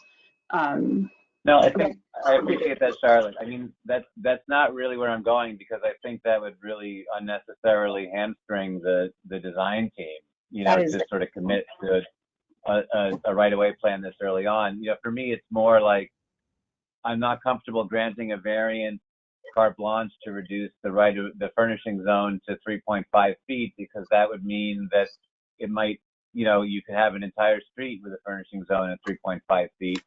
And nobody sitting in a wheelchair would ever be able to sit next to a friend on a bench within that furnishing zone, right? Because they need 4 feet minimum just to fit a wheelchair in there, or a stroller, or, et cetera, et cetera. So for me, it's more like, something that's akin to a performance specification or something like that, where we say, in these conditions, such as, David said, such as tree wells, that this would be allowable, and that it's, no more than, 20% of the linear foot of the sidewalk, or, or something like that. I mean, I feel like that would be, in my mind, something in that general direction would safeguard what I think are important attributes of streetscape design, but also would give the design team the latitude that they need to make good decisions as they move from the early stages of a project into actually, into construction documents and building it. Madam Chair, this is Charlotte speaking. I think I better understand the sort of thing that you're looking for. I haven't heard of anything like that, but I will discuss that with other staff and see what we can find for you for the next meeting. Great, thank you. Thank you. Do I see Danielle, or Danielle, you are all set? Drew, I'll catch you in a minute. I'm sorry, Danielle. No, I'm okay. I need to read the study more in depth. Great, thank you. Did I see Drew's hand go up? Yeah, I did. I wanted to go back to an earlier point, the question that I asked about the size of the lawn space in the middle of the common. Yes. I'd love for the landscape architects to take a look at this where they actually expand this lawn space. I feel like looking at it, if you're saying that it's, a little bit above a quarter of an acre for a development of this size and the number of people that are going to be living here, that doesn't seem like a lot of free recreational space or passive lawn space. So there's a lot of hardscape here. I appreciate the fact that you guys are offering a variety of programming in that hardscape, but just looking at it, I feel like there really needs to be a larger recreational green space that allows for certain flexibility in programming and uses. So if they could, take another consideration and another look at that, I would appreciate it. Mary Wayne. Hi, Sure. go ahead. Sorry, this is Please. Andrew Arbaugh. This is the landscape architect. Yeah. We went back and measured the lawn space itself. It measures to about 4,000 square feet, just the lawn itself. That puts it at slightly smaller than the newly installed artificial turf field at Winter Hill, the little soccer field. It's not quite that big, a little bit smaller than that. So 4,000 square feet, I mean, that's fairly small. How many residents total will be living here? That I will defer to the development team. And the only reason why I'm posing that question is you have to consider the amount of open space per person. So there's going to be a certain degree of pressure on that park to be used. And so if you've got, X thousands people living here, many of whom want to be outside trying to use lawn space, all of a sudden you're compromising the amount of park space they have access to, if this is too small. Absolutely. I think we are also making a concerted effort to connect in with some of the other park spaces that are established and adjacent. So connecting into North Street and providing this new connection over towards Alewife Brook Reservation, which has a lot of open space. I think a very helpful diagram or analysis that you guys could do is to understand the walking distance to different park types within the area. So, can I reach a open space above 5,000 square feet within a 5-minute walk? And that can be a pretty easy analysis that you could run. So I just want to make sure that there's enough recreational lawn space being provided for the amount of people that are going to be living here. So then come back with that next time. They'll come back with the information for you, Drew. That would be great. Thanks, guys. Yeah. Because there's 591 apartments. They'll check out the population for you. We know what the parking is. We know what the ratio is. Now, what you have to look around is like where the townhouses are. They said there's spaces all out in front of their property there. There's a couple others, but let them look around, see if we can have some more quality spots where people go sit out at night without having to cross Alewife Brook Parkway. Mm-hmm. Anybody else? Danielle's got a hand up. Yes, Danielle. The traffic consultant talked a bit about the off-site improvements. I know that the Alewife Brook Parkway is a state road, so I'm not sure how much can be done to that. But so there is a lot of green space across the street, but it's so dangerous to cross that road. That's what I was saying. Yeah. The crosswalks, there's the signalized crosswalks. Most people, when you push the button, you can't cross because at least one car will blow through it, or they don't even see it. They do. So it's so dangerous. We don't live far from here, so I know this area very well. Like I know at the bottom of High Street, there's the crosswalk to go to the pool. So dangerous. I just can't believe no one's gotten killed there. And then the crosswalk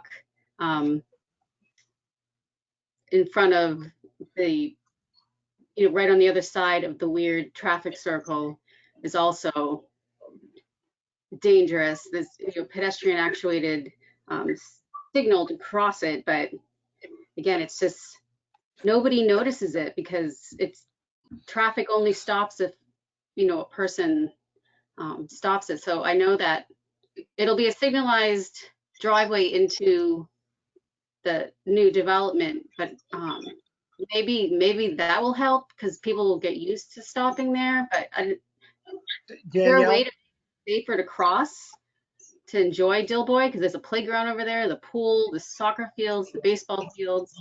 It just feels so dangerous to go over there. Madam Chair?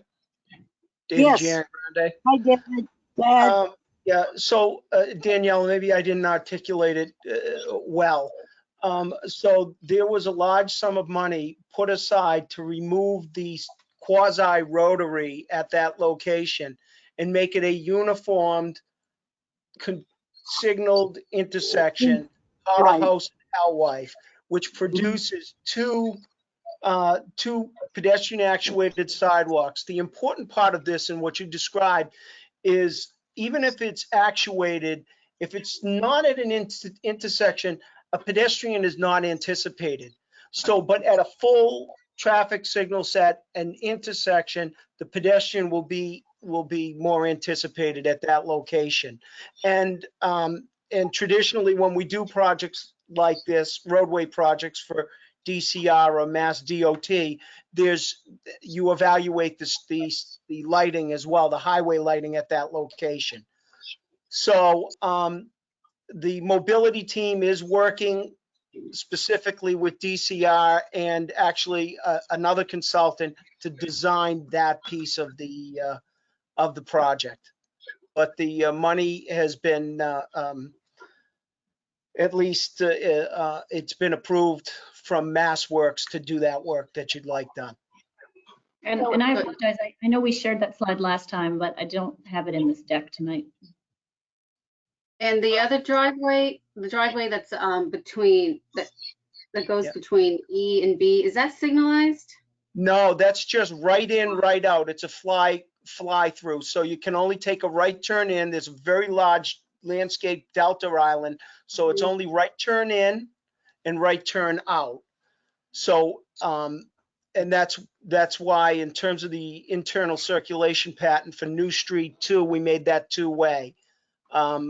Because if you come out of that garage and you want to go, say, towards Powder House Square or Ball Square, you got to come out on a Powder House and take the right and go down Powder House. Or you could go out on Alewife and come through the new intersection and go up Powder House. So, yeah. Okay. So it's just right in, right out. We don't want left turners off of Alewife Brook Parkway. Would be very dangerous. That's why we put such a large Delta Island in. Great. Yeah, I kind of wish that you could have a signal there because it just keep the cars on the big road instead of driving more cars onto Powder House or cutting down north. Because there's, especially with so many parkings, I mean, I know it's just the ratio is 0.6, but still it's a lot of cars. Like if you build the parking space, then the cars will come. Mm-hmm. And so I am concerned about the volume of trips that are going to be generated by this, that are going to be entering on Powder House and north because they can't get in on Alewife.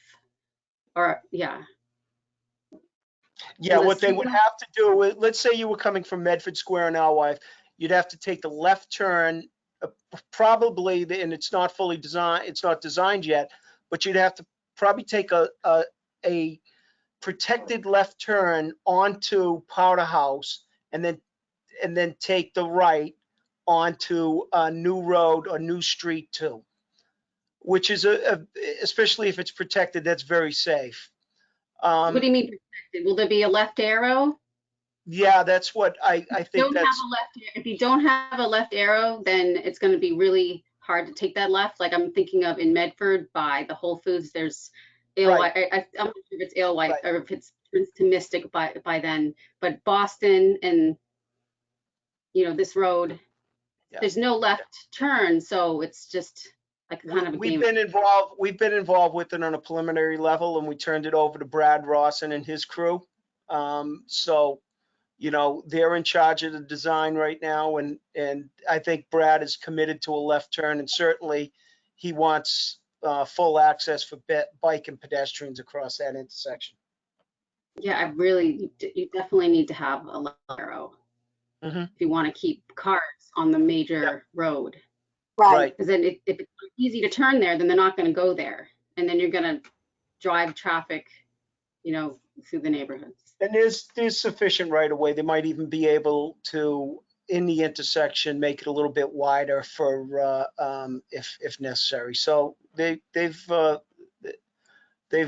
got money allocated, and they've got a conceptual design, and they're working on it over the next couple of months.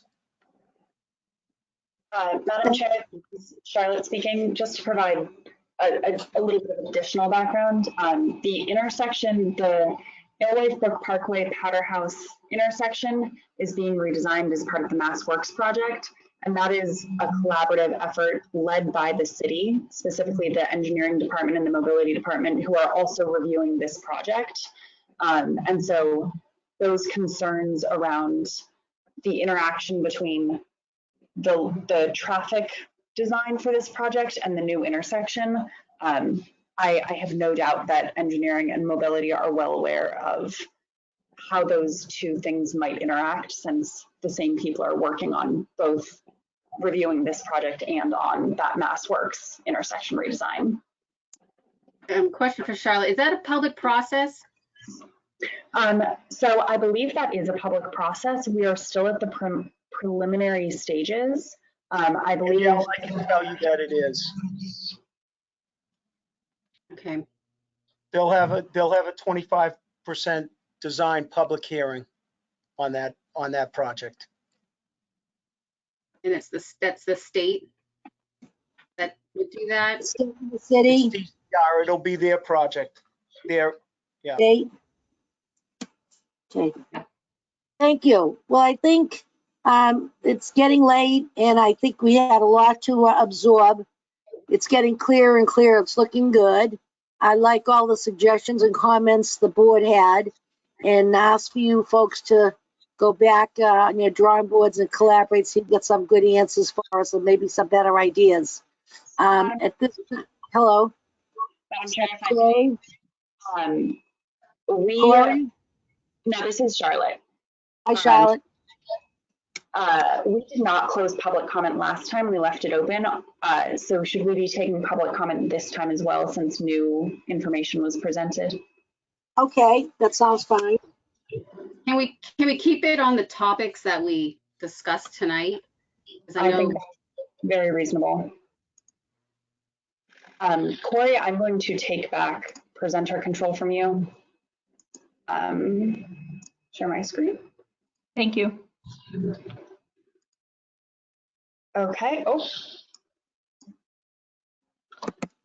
Give me a second. My computer has slightly frozen. Okay.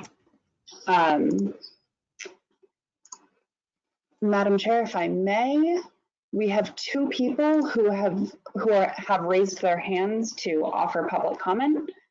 Sure. Okay. Scott Heyman, you are unmuted, and you have 2 minutes. Hello. Okay. Hi, Susan. Thank you very much, and your entire group, for being very due diligent about the entire issue here.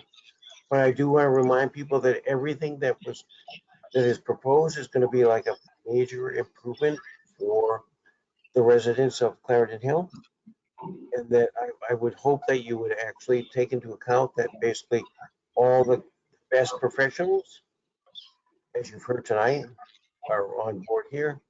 And we need to get this done, because basically people who are living in the Clarendon Hill now are suffering from like high heat. It's very hot right now. And from like very substandard buildings, and from no green space except for a few community gardens, whatever. So all I'm asking is that you actually temper your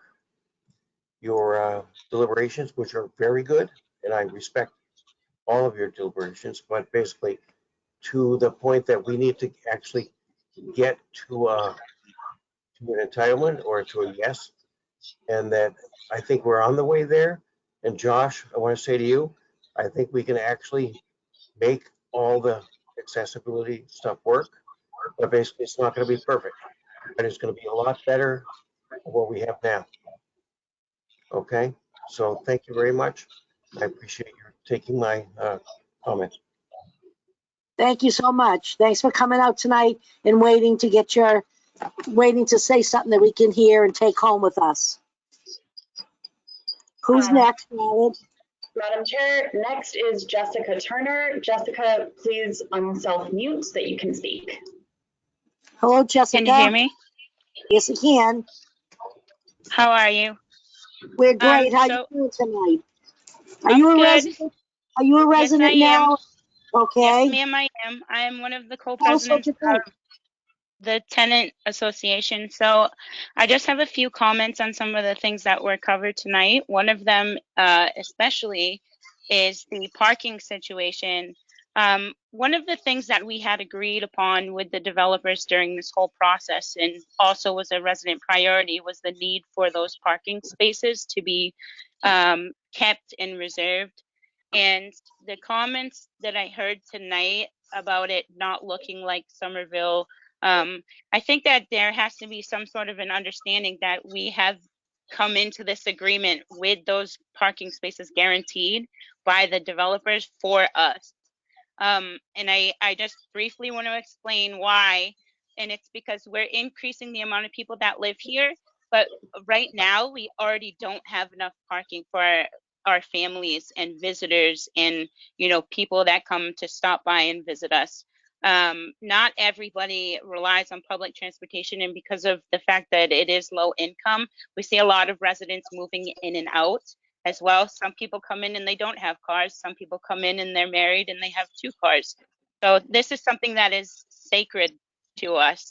And I just hope that it is not something that is looking at being removed, because that's something that the developers guaranteed to us. Thank you, Jessica. Madam Chair, next up is Kathleen Evans. Who is it, Kathleen? Yes. Hi there. This is Don Evans, homeowner at 255 Powder House, right across the street from the project. I'll be very brief. Just broadly in supportive of the project. I respect the sort of challenges that are being addressed here. I certainly appreciate the massing of the project, trying to sort of put the bulk of the density on Alewife Brook, and the sort of considerations to matching the scale as you sort of hit Powder House Boulevard, connecting to North Street, things like that. I agree with some of the sort of work to be done with regards to sort of further enhancing some of the accessibility, enlarging some of the green spaces as well. But I appreciate the consideration to the building massing and articulation, because it's coming a long way. It's on the right track. Yeah, so again, just a butter that is supportive of the project. Thank you. Thank you. Madam Chair, next up is Laura Evans. Laura, you are muted. Hi, my name is Laura Evans. I live at 221 Powder House. No relation to my neighbor, who apparently shares my last name. And that makes so I'm also not related. You folks aren't related? No, we're not.